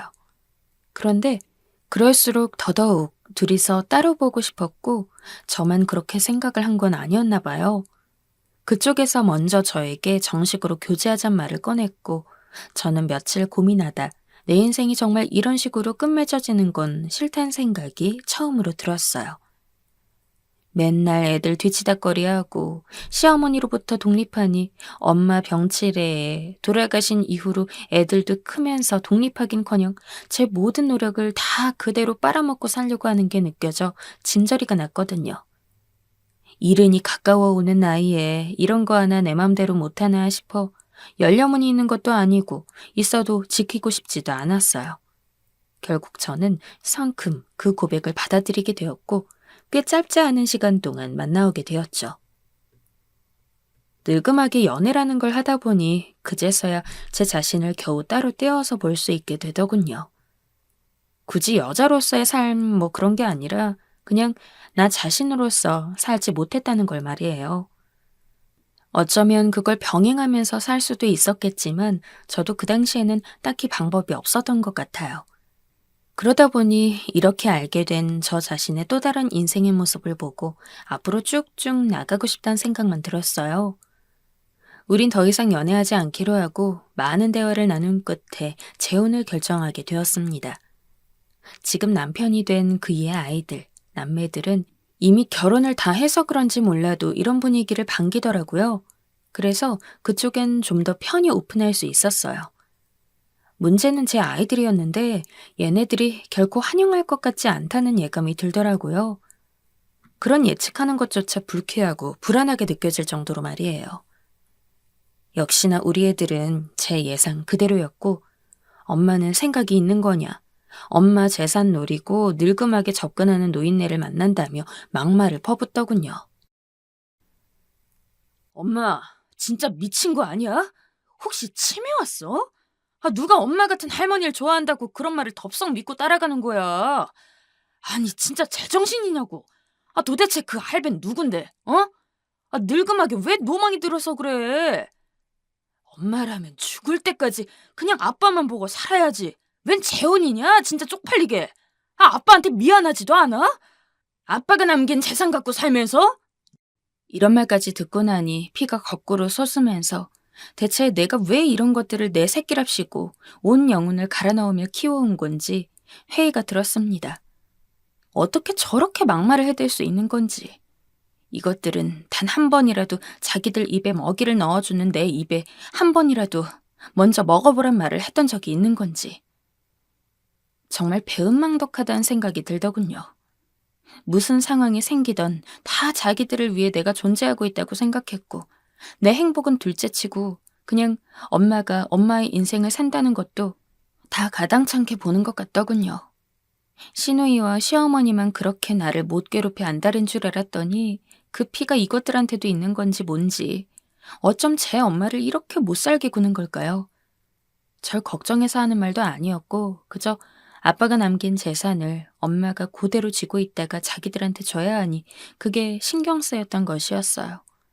저부터도 이런 자식들에게 정이 떨어져 당분간 거리 두고 싶을 정도로 분노가 일긴 했습니다만 적반하장으로 애들이 먼저 벽을 쳐버리더군요. 엄마, 사람이 그러면 안 되는 거야. 하늘에 있는 아빠 보기 미안하지도 않냐고. 엄마 진짜 제대로 노망난 것 같고 너무 정 떨어진다. 그 할배인지 뭔지 하고 살 작정이라면 난 이제 엄마 안 봐. 난 짐 챙겨서 나갈 거고 쟤네들도 아마 별로 생각 다르지 않을 거야. 엄만 그렇게 엄마 멋대로 잘 살아. 그렇게 큰아들은 제가 보는 앞에서 옷들이며 이것저것을 트렁크에 구겨넣고 또 짐가방을 몇 개 잔뜩 쾅쾅 쳐대면서 챙기더니 씩씩거리며 나가버렸어요. 나머지 놈들도 처음엔 얼굴이 굳어져 있더니 제각기 따로 시간차를 두고 짐을 싸서 나갔더군요. 텅 비어있는 집에 비로소 저 혼자 남게 되었고 애들 없이 저만의 시간을 자의 아닌 타의로 보내게 되었습니다. 너무 비참한 마음으로 저도 며칠을 시금전폐하고 있었지만 그대로 완전히 다 추락하고 망하고 싶진 않았어요. 다시 마음 고쳐먹고 저의 재혼은 원래 의논했던 일정대로 진행을 하게 되었어요. 끝끝내 우리 애들은 나타나지 않았고 나중에 집으로 날아온 세금 때문에 연락했더니 알아서 한다며 무작정 호통만 쳐대더군요. 저는 너무 기가 막혀 이렇게 미련이 많이 남아있던 집을 그냥 정리하게 되었어요. 어차피 재혼하면 그 집으로 들어가 살 작정이었지만 조금이나마 애들에게 나눠줄 생각을 하고 있었는데 말이에요. 거기서 저들끼리 계속 살게 하던지 아니면 팔고 얼마를 주려고 했지만 그냥 다 부질없고 허무하기만 하더군요. 제가 지금껏 재혼한 남편에 대해선 별말을 안 했는데 이 사람은 사실 적지 않은 자산을 갖고 있는 사람이긴 해요. 재혼을 논의하는 과정에서 저에게 늦게 오픈하게 되었고 같이 살게 될 집에 대해 얘기를 나누게 되다 보니 아무래도 자세히 말하게 된 거예요. 듣고 저도 좀 놀라긴 했지만 어차피 늙음하게 만났고 그건 저 사람 재산이지 저랑은 상관없다고 생각합니다. 남편에게도 미리 말했지만 전 여전히 일할 생각이고 우리가 같이 살면서 생긴 재산만 같이 관리하고 싶다고 했거든요.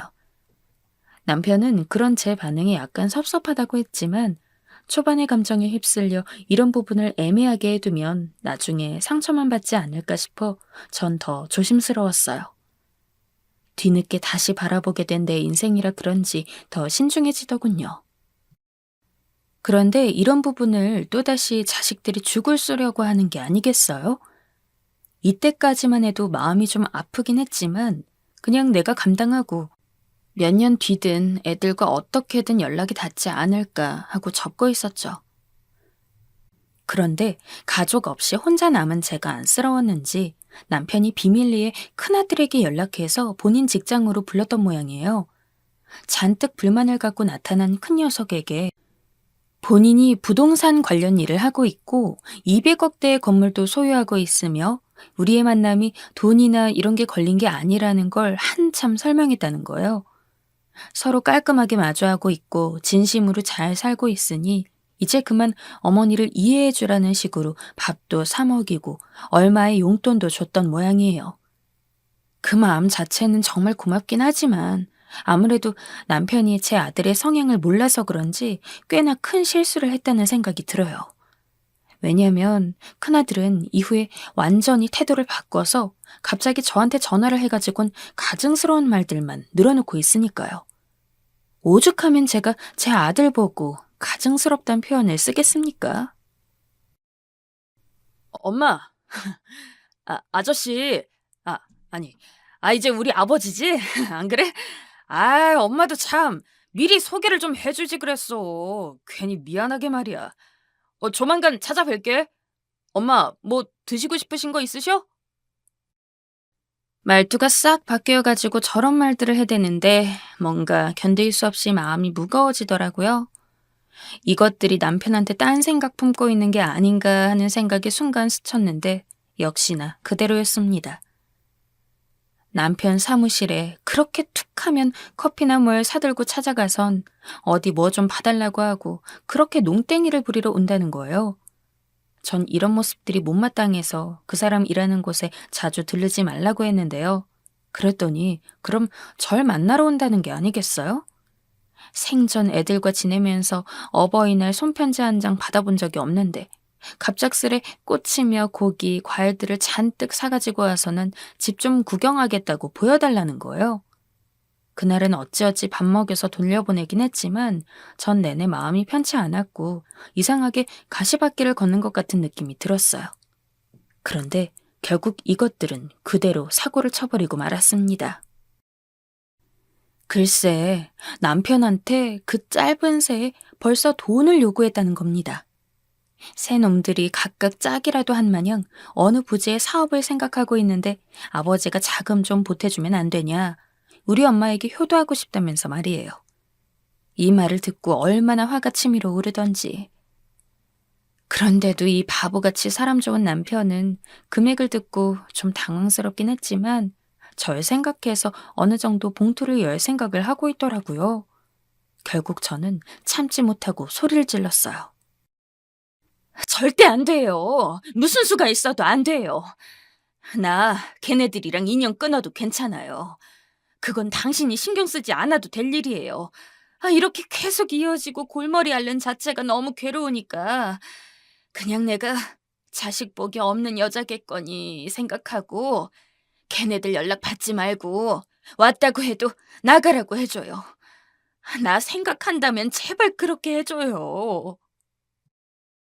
당황스러워하는 남편의 핸드폰을 빼서 그놈들의 연락처를 다 차단시켜버리고 저는 마지막으로 전화해서 한껏 있는 욕 없는 욕을 퍼부었습니다. 엄마가 이제껏 이 정도로 자신들에게 퍼부은 역사가 없어서 그런지 자신들도 좀 황당해하긴 했지만 지들이 내밀었던 그 청구서를 쉽게 포기할 순 없었는지 또 바락바락 대들고 막말을 퍼붓더군요. 그냥 전 그대로 전화를 끊어버렸고 몇 번이나 울음 섞인 한숨을 토해내면서 얼마나 가슴을 쳤는지 모르겠어요.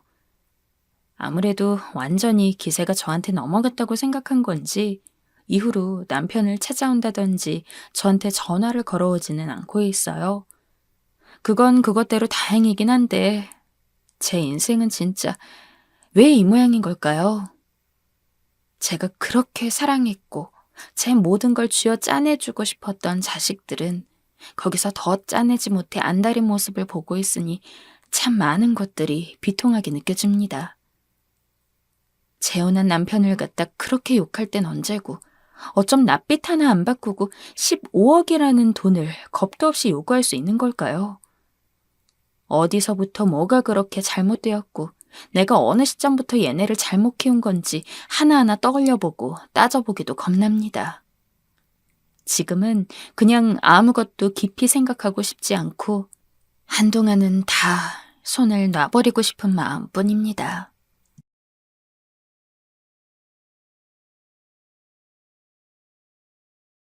남들에겐 평범한 일이 어떤 사람들에겐 그렇지 않을 수도 있는 것 같아요. 바로 저희 시어머니 이야기인데요. 저도 처음에 연애 시절 어머니를 만나 뵙고 했을 땐 그런 부분에 있어 고민이 있으신지 전혀 몰랐어요. 결혼해서 가족이 되어 가까이 지내다 보니 그제서야 조금씩 알게 되었고 어머니는 무척이나 콤플렉스를 느끼시고 부끄러워하셨어요. 이런 부분을 저희 남편이 알려주지 않았기 때문에 저도 잘 몰랐는데 아마 본인도 나름 고민이었던 모양이더라고요.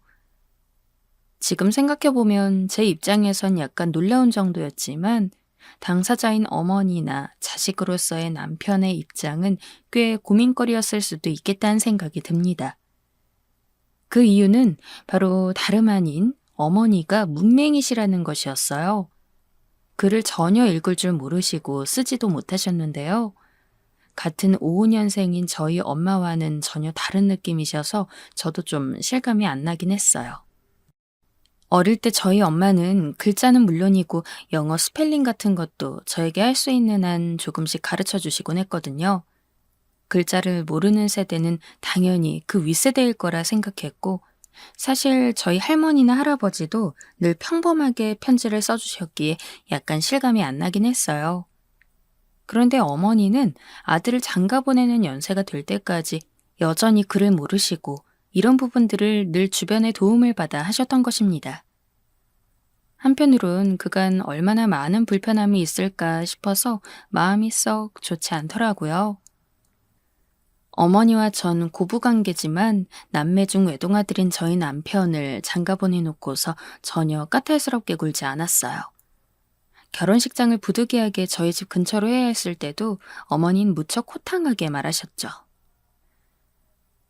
어차피 우리 집보단 사돈댁이 손님이 더 많으시고 할아버님 할머님도 모시고 사시잖니. 친척 어른들 오시려면 힘드실 텐데 그렇게 하려무나. 사실 서로 집 거리도 그렇게 많이 차이 안 나니까 우린 상관없다. 어머니 말씀처럼 예식장은 저희 집에선 20분, 시댁에서는 30분 정도 걸리는 곳에 있어서 별 차이가 없을 수 있거든요.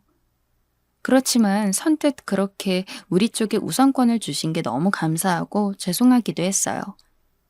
저희 집은 실제로 엄마가 오래도록 할머니 할아버지를 모시고 있었기에 친척분들이 많이 오게 될 예정이었거든요. 연애할 무렵부터 어머니께선 이런 얘기 들으시고 저희 엄마가 참 대단하시다. 어떻게 그렇게 두 분을 다 모시고 사시냐고 좋게 말씀하신 적도 있었어요. 그런 걸 알고 계시다 해도 막상 며느리 드리는 입장에서 본인도 이것저것 하고 싶은 게 많았을 텐데 그냥 양보 다 해주시더라고요. 그리고 결혼해서 신혼여행을 다녀오고 인사드리러 갔을 때도 뭔가 그때 건네는 말씀이 좀 남다르게 느껴져서 마음에 남았어요. 미정아, 결혼했음 너네들끼리 삶 살고 우리한텐 명절 때만 오면 된다. 원래 난 진우랑 그렇게 연락을 매일같이 하는 엄마 아들 사이도 아니야. 무소식이 희소식이니까 그냥 너희끼리 무탈하게 잘 살아. 그냥 하는 얘기 아니고 정말 그렇게 해도 돼. 나도 아들 장가 보내놓고 편하게 살고 싶구나. 이렇게 어머니 말씀을 듣고 나니 진짜인지 아닌지 헷갈려서 약간 얼떨떨하더라고요. 그런데 남편도 비슷하게 말하긴 했어요. 엄마는 진심일 거라며. 너무 자주 찾아뵐 걱정은 안 해도 된다면서 말이에요. 시간이 지나면서 보니까 어머니가 하신 말씀은 정말 진심 그 자체였어요. 제가 가끔 전화드려서 이것저것 여쭈어도 썩 좋아하시지 않는 것 같았고 찾아뵌다고 해도 뭘 그렇게 자주 오냐고 다음에 본인이 연락할 때까지 안 와도 된다고 하시더군요. 확실히 이런 부분을 보면 저희 어머니가 참 많이 털털하시고 자식을 자유롭게 해주시는 편인 것 같아요. 그런데 반면에 시아버님은 좀 성향이 달랐어요. 두 분 나이 차가 띠동갑이 훌쩍 넘거든요. 그러면 한창 본인보다 어린 부인한테 좀 잘해주시면 좋은데 전혀 그렇지 않더라고요. 요즘 세상에 환갑이 넘으신 분들을 보면 할머니같이 보이지 않고 그냥 나이가 많은 아줌마 같은 느낌이 있는 것 같아요. 다들 젊게 사시니까요. 그런데 아무래도 저희 아버님은 연세가 80이 이제 넘으셔서 그런지 할아버지 같은 느낌이 좀 있긴 하거든요. 두 분이 나란히 있으면 누가 봐도 나이 차이가 선명히 보일 정도고 그러면 좀 부인한테 잘해주고 예뻐하면서 사시는 게 좋지 않을까 싶어요. 그런데 예전에 남편에게 들은 얘기로는 아버님 때문에 어머님이 그렇게 마음고생을 하셨다는 거예요. 지금도 남편은 나이 차가 많이 나는 본인 아버지를 별로 좋아하지 않아요. 엄마 고생시킨 걸 생각하면 그렇게 피가 끓어오른다나요. 우리 엄마 진짜 힘들었어. 솔직히 미정이 너한테 이런 얘기까지 하긴 좀 그렇지만 엄마 아빠의 관계를 이해하려면 이런 얘기도 별 수 없지 싶어서. 우리 아빠 젊을 적에 외모가 좀 괜찮으셨던 모양인데 그걸로 엄마 속을 많이 썩으셨나 봐. 나 어릴 때 집에 돈도 잘 안 갖다 주면서 밖으로 돌고 옷에 립스틱 묻혀오고. 에휴, 엄만 맨날 속으로 꾹꾹 눌러 참으면서 나랑 진경이 키우는 데만 집중하셨던 것 같아. 이런 얘기 들으니까 참 마음이 안 좋더라고요. 예전에 시댁 갔을 때 아버님께서 앨범을 열어 보여주시면서 자랑하시긴 했어요. 왕년에 잘 나갔다. 다들 나 영화 배우인 줄 알고 그렇게들 따라다녔다 하시면서요. 확실히 사진 보니까 무슨 서양인 미남처럼 이목구비가 뚜렷하고 키도 큰 편이라서 인기가 많으셨겠더라고요. 그래도 결혼해서 가정이 있고 아이도 둘씩이나 두셨으면 그러면 안 되는 건데 매번 그렇게 여자 문제를 일으키셨나 봐요. 아버님은 아무리 자랑해 하고 싶어도 그렇지 며느리 앞에서 너무 말씀을 험하게 하시더라고요. 내가 니네 시엄마 아니었으면 더 대단한 여자들 만나서 꿈을 펼쳐볼 수도 있었는데. 아, 글쎄, 진우가 덜컥 생겼지 뭐냐. 솔직히 진우 저놈이 내 인물을 닮았어야 했는데 니네 시애미 밑에 나와서 그런지 그냥 저 정도인 게야. 에휴, 우리 집 애들은 하여간 하나같이 날 안 닮고 다 시애미를 닮아갖고 망했지 뭐. 이렇게 말씀하시는데 젊을 적 아버님 사진이 아무리 빼어나게 눈에 들어온다고 한들 그건 어디까지나 옛날 얘기인 거죠. 그렇게 말씀하셔도 어머니 외모가 나쁜 편이 아니에요. 열 몇 살 어린 신부를 데려다가 결혼했으면 잘 사셔야지. 그 신부가 이제 70살이 다 되어갈 때까지 저런 말을 하고 계신 걸 보니 그간 얼마나 어머니를 괴롭게 하셨을까 싶더라고요. 게다가 저희 어머니는 어릴 적 형편이 무척 어려우셨고 그래서 학교도 못 다니시고 바로 공장 다니다가 결혼하신 걸로 알고 있어요. 그러다 보니 글도 못 읽으시고 쓰지도 못하는 상태인데 아버님은 그런 부분에 대해 엄청 무시하셨나 봐요. 제 앞에서도 이런 말을 하실 정도였으니까요. 하여간 사람이 좀 못나고 멍청해야지. 남들 다 읽는 글도 읽을 줄을 몰라서 도대체 제대로 할 줄 아는 게 없다니까.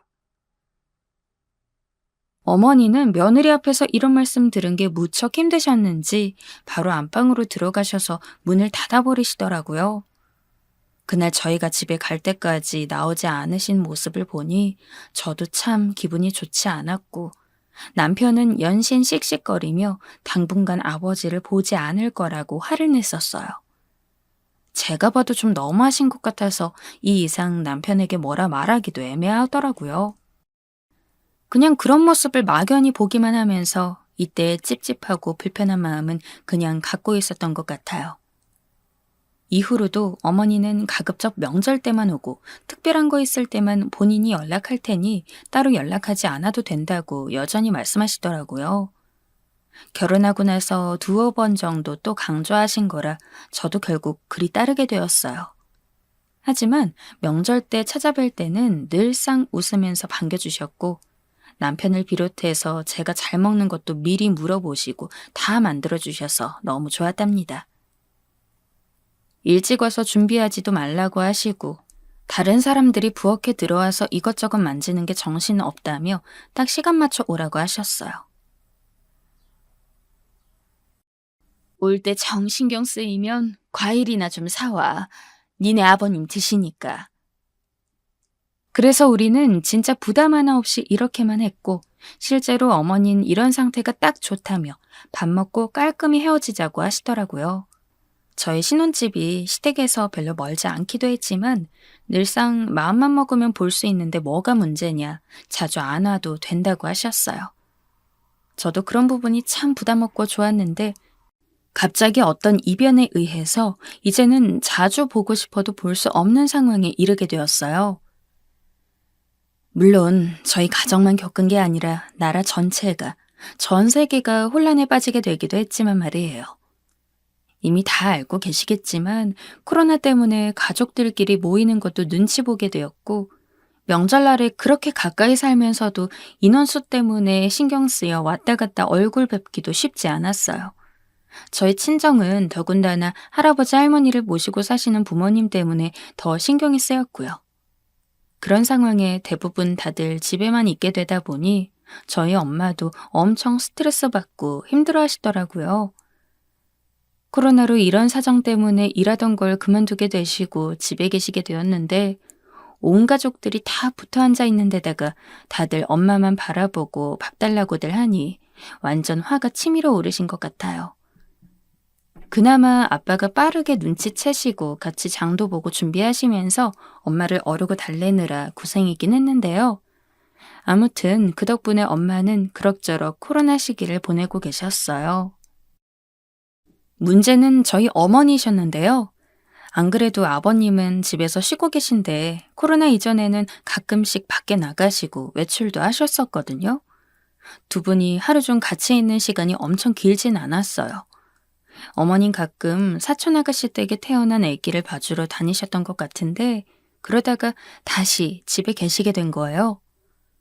두 분이 나란히 함께 시간 보내는 날들이 길어지니 그 안에 또 아버님은 엄청나게 어머니를 무시하면서 힘들게 하셨던 모양이에요. 평소 먼저 전화를 잘 안 하는 어머니께서 남편에게 전화해서 엉엉 우셨다고 하더라고요. 저도 덜컥 겁이 나서 뭔가 했고요. 남편 말론 아버지가 진짜 해도 해도 너무한 것 같다며 엄마에게 너무 함부로 한다고 본인도 꽤 화가 나 있었어요. 안 그래도 뉴스를 보면 코로나 때문에 부부가 집에 붙어 있으면서 이혼율이 그렇게 높아진다던데 서로서로 조심해야 하는 거 아닌가 싶어 좀 걱정스럽더라고요. 저희 집은 남편이 재택근무를 하고 있었고 저는 학원 강사로 나가고 있었는데 슬슬 기미가 좋지 않더라고요. 아무래도 자영업자분들께서 제일 크게 타격을 받으셨겠지만 일개 강사인 저도 원생들이 많이 줄어들면서 갈수록 눈치를 보게 됐어요. 원장님 얼굴도 많이 어두워지셨고요. 눈에 띄게 확 줄어드는 아이들 숫자를 보고 있으니 너무 마음이 좋지 않았고 이윽고 강사들도 조금씩 줄이는 수밖에 없게 되더라고요. 저도 일한 지 그렇게 오래되진 않았기 때문에 핵심 멤버들만 남기고 다 정리하시는 그 흐름에 끼게 되었어요. 결국 잘리게 되었다는 것이죠. 이날 집에 돌아오면서 얼마나 우울하고 마음이 안 좋던지 남편에게 전화해서 너무 속상하다며 한참을 울었어요.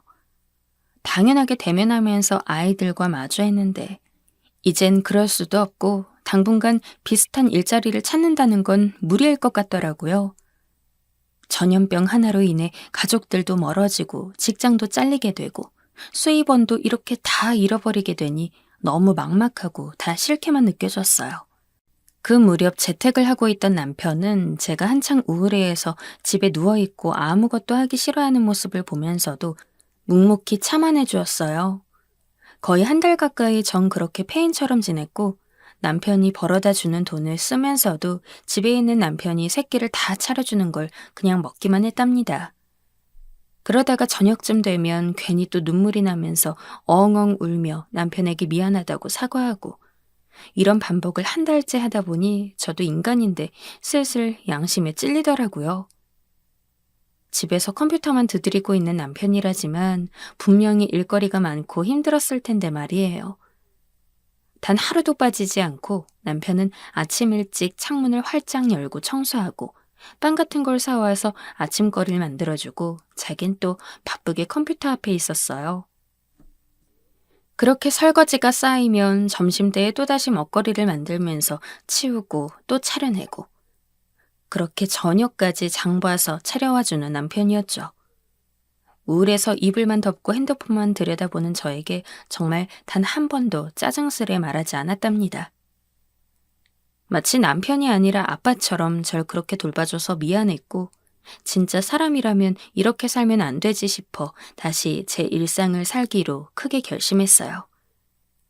새벽에 일찍 일어나 사람들 없는 공원을 한껏 뛰고 온 다음 집에 와서 바로 아침을 차리고 남편과 먹었고요. 저도 중간에 뭔가 공부할 거리를 찾아서 따로 시간을 보냈어요. 이런 제 모습을 보고 남편은 여전히 별말 없이 지켜봐 주어서 너무 고마웠고요. 그러다가 불현듯 떠오른 생각이 있었는데 대체 왜 그 생각이 났는지 모르겠지만 속에서 엄청 강렬한 열정이 끓어오르더라고요. 아무리 다들 힘들다 어쩐다 하지만 이런 와중에도 살 사람들은 열심히 살 길을 찾아다니니 나도 내가 할 수 있는 작은 것부터 손대겠다고 말이에요. 그러던 중 세운 계획 중 하나가 바로 어머니에 관련된 일이었어요. 예전부터 글을 읽고 쓸 줄을 몰라 괴로워하셨고 늘 그 부분에 주눅이 들어있으시다는 게 새삼스레 생각이 났고 이틀에 한 번 정도는 찾아가서 2~3시간 정도 공부를 봐드리고 싶더군요. 자식들 키우느라 살림만 하느라고 글을 다시 배울 타이밍을 놓치셨고 남편과 아가씨가 좀 컸을 무렵 학원을 다녀보겠다고 했을 때 아버님께서 그렇게 반대를 하셨다는 거예요. 타고난 대로 살 것이지 뭔 바람이 들어서 그러냐며 그런데 쓸 돈 없다고 입을 막으셨다더군요. 이런 내용까진 몰랐는데 듣고 나니 얼마나 기막히던지. 그런 말 하면서 스스로 죄책감을 느끼는 남편에게 제가 이런 계획들을 말했어요. 그랬더니 남편은 무척 놀라고 당황스러워하면서도 정말 괜찮겠냐고 몇 번이나 묻더라고요. 전 늘 한결같이 제 편이 되어주는 남편이 늘 고마웠고 그런 남편의 사랑하는 어머니가 겪는 힘든 부분에 도움이 될 수만 있다면 좋았어요. 저도 이 시기에 더 이상 실망하지 않고 제가 할 수 있는 것으로 누군가에게 도움이 되어 서로 성취감을 얻을 수 있다면 그건 그것대로 좋겠더라고요. 다른 공부를 하는 동안 어머니와 마주하는 날들의 시간을 일제히 비워놓았고 교재와 스케줄표를 사서 일정하게 계속 수업을 함께하게 되었답니다. 처음엔 새삼스럽게 무슨 일이냐며 손살을 치시던 어머니도 집에서 내내 아버님과 단둘이 있기보다 외부 사람인 저라도 와서 약간 환기되는 게 좋으셨던 것 같아요.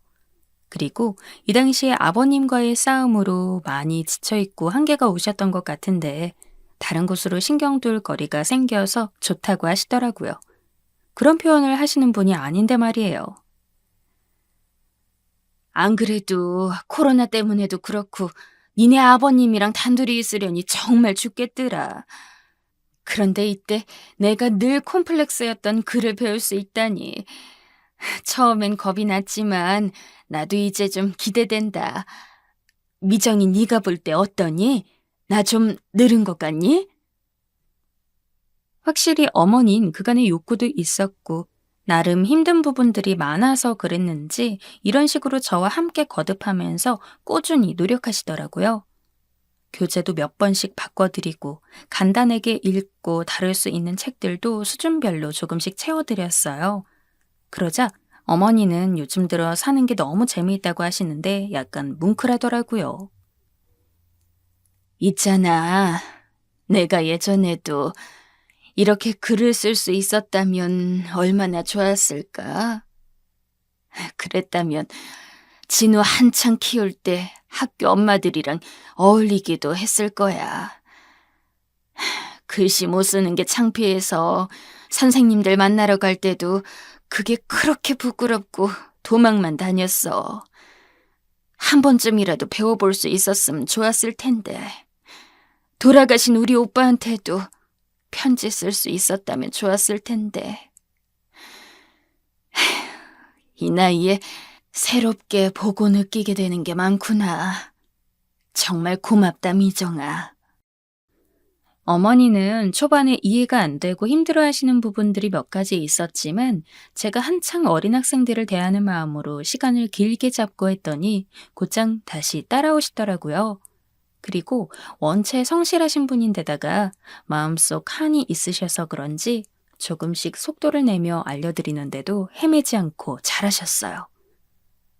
중간쯤 저도 갑자기 새로 일을 권유받게 된 곳이 생기는 바람에 일주일에 한 번으로 줄이게 되었지만 어머니는 집에서 시간이 날 때마다 공부하시고 연습을 하시더군요. 그런데 제가 찾아가서 어머니를 가르쳐 드릴 때마다 아버님은 옆에서 어찌나 빈정대시던지. 솔직히 제가 결혼 차 한 10년만 되었다면 못 참고 바른 말을 하지 않았을까 싶어요. 무표정으로 얼굴 조명이 완전 어두워지는 어머니를 보니 너무 안쓰럽더라고요. 니네 시애미는 나이살 처먹고 할망구가 돼가지곤 뭔 글자를 배우겠다고 나댄대냐? 남편 잘 모시고 받들고 살 생각이나 해야지 원. 아침국도 더럽게 짜던데. 그런 거나 좀 신경 써. 어머니는 이런 모욕적인 말을 듣고 사시니 요즘 같은 시기에 얼마나 힘드실까 싶어 정말 답이 안 나왔어요. 우리 남편은 저런 모습을 하나도 안 닮은 게 순하고 성실하신 어머니를 닮아서 그런가 싶더라고요. 그러던 와중에 제가 직장을 가까운 데로 다시 나가게 되면서 바빠지게 되니 어머니께서 이제 조금은 할 수 있다며 1년이나 봐주었으면 됐다고 그만 오라고 하시더라고요. 어머니는 확실히 그 사이 많이 실력이 늘게 되셨고 제가 간간히 쓰시라고 사드린 메모장에 꾸준히 필기해 나가고 계시더군요. 그러던 어느 날 한창 새로운 직장에 적응하느라 바빴던 저에게 점심때쯤 남편이 전화를 하게 되었는데요. 내용을 듣고 좀 당황스러워 숟가락을 내려놓고 멍하니 굳어있게 되었어요. 제가 한 일이 잘한 건지 아닌 건지 좀 헷갈리기도 하고 어찌하면 좋을지 잘 모르겠더라고요. 남편은 제가 잘한 거라고 말해주긴 했지만요. 어제 엄마 아빠 댁 TV 뭐 좀 바꿔드리느라고 전화드렸는데 글쎄 나도 엄마랑 통화하고 놀랬지 뭐야. 자기도 우리 엄마 아빠 지금 한창 냉전 중인 거 알지? 아빠가 엄마한테 뭐라 시비 걸 때마다 엄마가 답도 안 하고 아빠한테 웬 공책을 들이민대. 자기가 그간 엄마 글씨 가르쳐줘서 그런지 엄마도 이제 공책으로만 대화를 하려고 한다네. 여기서 내용을 더 들어보고 제가 기함했던 건 그간 어머니를 괴롭히시는 아버님께 어머님이 선포하신 한마디 때문입니다. 제가 그간 봐드릴 때 따로 어머니가 뭐라고 연습하시고 메모하는지 잘 안 봐서 몰랐는데 아마 그 내용을 연습하셨던 걸까요? 글쎄 엄마가 아빠한테 떡하니 이혼하자 이윤섭 씨라고 썼다지 뭐야. 아빠가 그거 보고 완전 부들부들했대. 진경이도 그날 엄마한테 김치 받으러 갔다가 놀래가지고 웃어야 하나 울어야 하나 당황스러워서 아무 말도 못했나 봐. 저 역시도 아가씨처럼 이 상황에 울고 웃는 중 뭐가 맞는 건지 몰라서 말문이 막히더라고요. 그런 저에게 남편은 그냥 잘했다는 말만 계속해서 더 혼란스러웠어요. 자기야, 너무 신경 쓰지 마. 솔직히 난 너무 통쾌해. 어릴 적에 나랑 진경이 키우느라 엄마가 그렇게 고생했는데 난 우리 엄마의 그런 부분들이 너무 마음 아픈데 아버진 정말 지독하게 엄마를 무시했거든. 우리 엄만 본인이 글 못 쓰는 걸 늘 가족들에게 미안해했어. 근데 난 자식이라고 한 번도 제대로 가르쳐드리고 돌봐드리지도 못했어. 그걸 자기가 해준 거잖아. 두 분 일은 그냥 두 분이 알아서 하실 일이고 자기는 죄책감 갖지 않았으면 좋겠어. 이렇게 말을 듣고 나니 이런 상황들이 이해는 가면서도 한편으론 마음이 썩 좋진 않더라고요. 그러면서 떠오르는 잔상들을 펼쳐보니 간간히 어머니가 이렇게 쓰는 거냐, 이렇게 읽는 게 맞는 거냐고 하며 채점할 때가 떠오릅니다. 잘 하고 계신다고, 그게 맞다고 말씀드리면 갑자기 시선을 아래로 확 내리시더니 제 눈을 계속 피하고 딴 데를 보며 말씀하더라고요. 어머니의 눈시울이 한창 벌개진 것을 보면서 저는 단순히 일찍 돌아가신 친정오빠 분께 편지를 못 써본 게 한이라서 그러신가 싶었어요. 물론 그것도 이유가 되긴 하셨겠지만 그간의 모든 서름들이 복합적으로 밀려와 서러우셨던 것 같아요.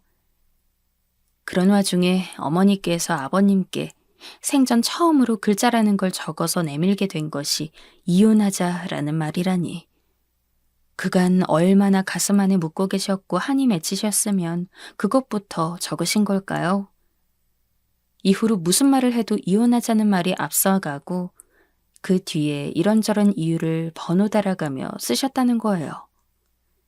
아버님은 처음에 분노하셨다가 나중에 질린다며 짜증을 내셨다가 계속 저렇게 입 꾹 닫고 노트만 내밀어대는 어머니를 보고 완전히 두 손 두 발 다 드셨다고 하더군요. 뭘 어떻게 하고 싶어도 이제 말이 안 통하고 글로만 답하겠다며 무시하는 어머니를 보니 눈도 잘 안 보이고 침침한 아버님은 그 나름대로 또 스트레스였나 봅니다. 결국 아가씨와 남편이 가서 그럭저럭 분위기를 무마시켜드리긴 했고 제가 걱정했던 이혼까지 가는 상황으로 이어지진 않았어요. 하지만 이후로도 어머니는 곧장 화가 날 때마다 밥은 당신이 해먹어. 나 나갈 테니까 밥은 알아서. 이윤섭 씨 말 똑바로 해. 이런 식으로 포스트잇 메모를 써서 아버님이 맨날 만지는 리모컨이나 핸드폰에다 붙여버리신답니다. 이러면 안 되는데 왠지 그 장면이 너무 실감나게 상상이 되어서 웃음을 참을 수가 없고 남편도 네가 정말 대단한 일을 했다며 으쓱거리곤 해요. 어찌되었건 큰 일로 번지지 않았고 어머니 딴은 노년에 나름 성취감을 얻게 되어서 썩 나쁜 일은 아닌 것 같아요. 이후로 제가 쉬운 만화책이나 그림이 많은 수필들을 보내어 나눠 읽기도 하는데요. 어머니께서 새로운 인생을 만난 것 같다고 정말 좋아하셔요.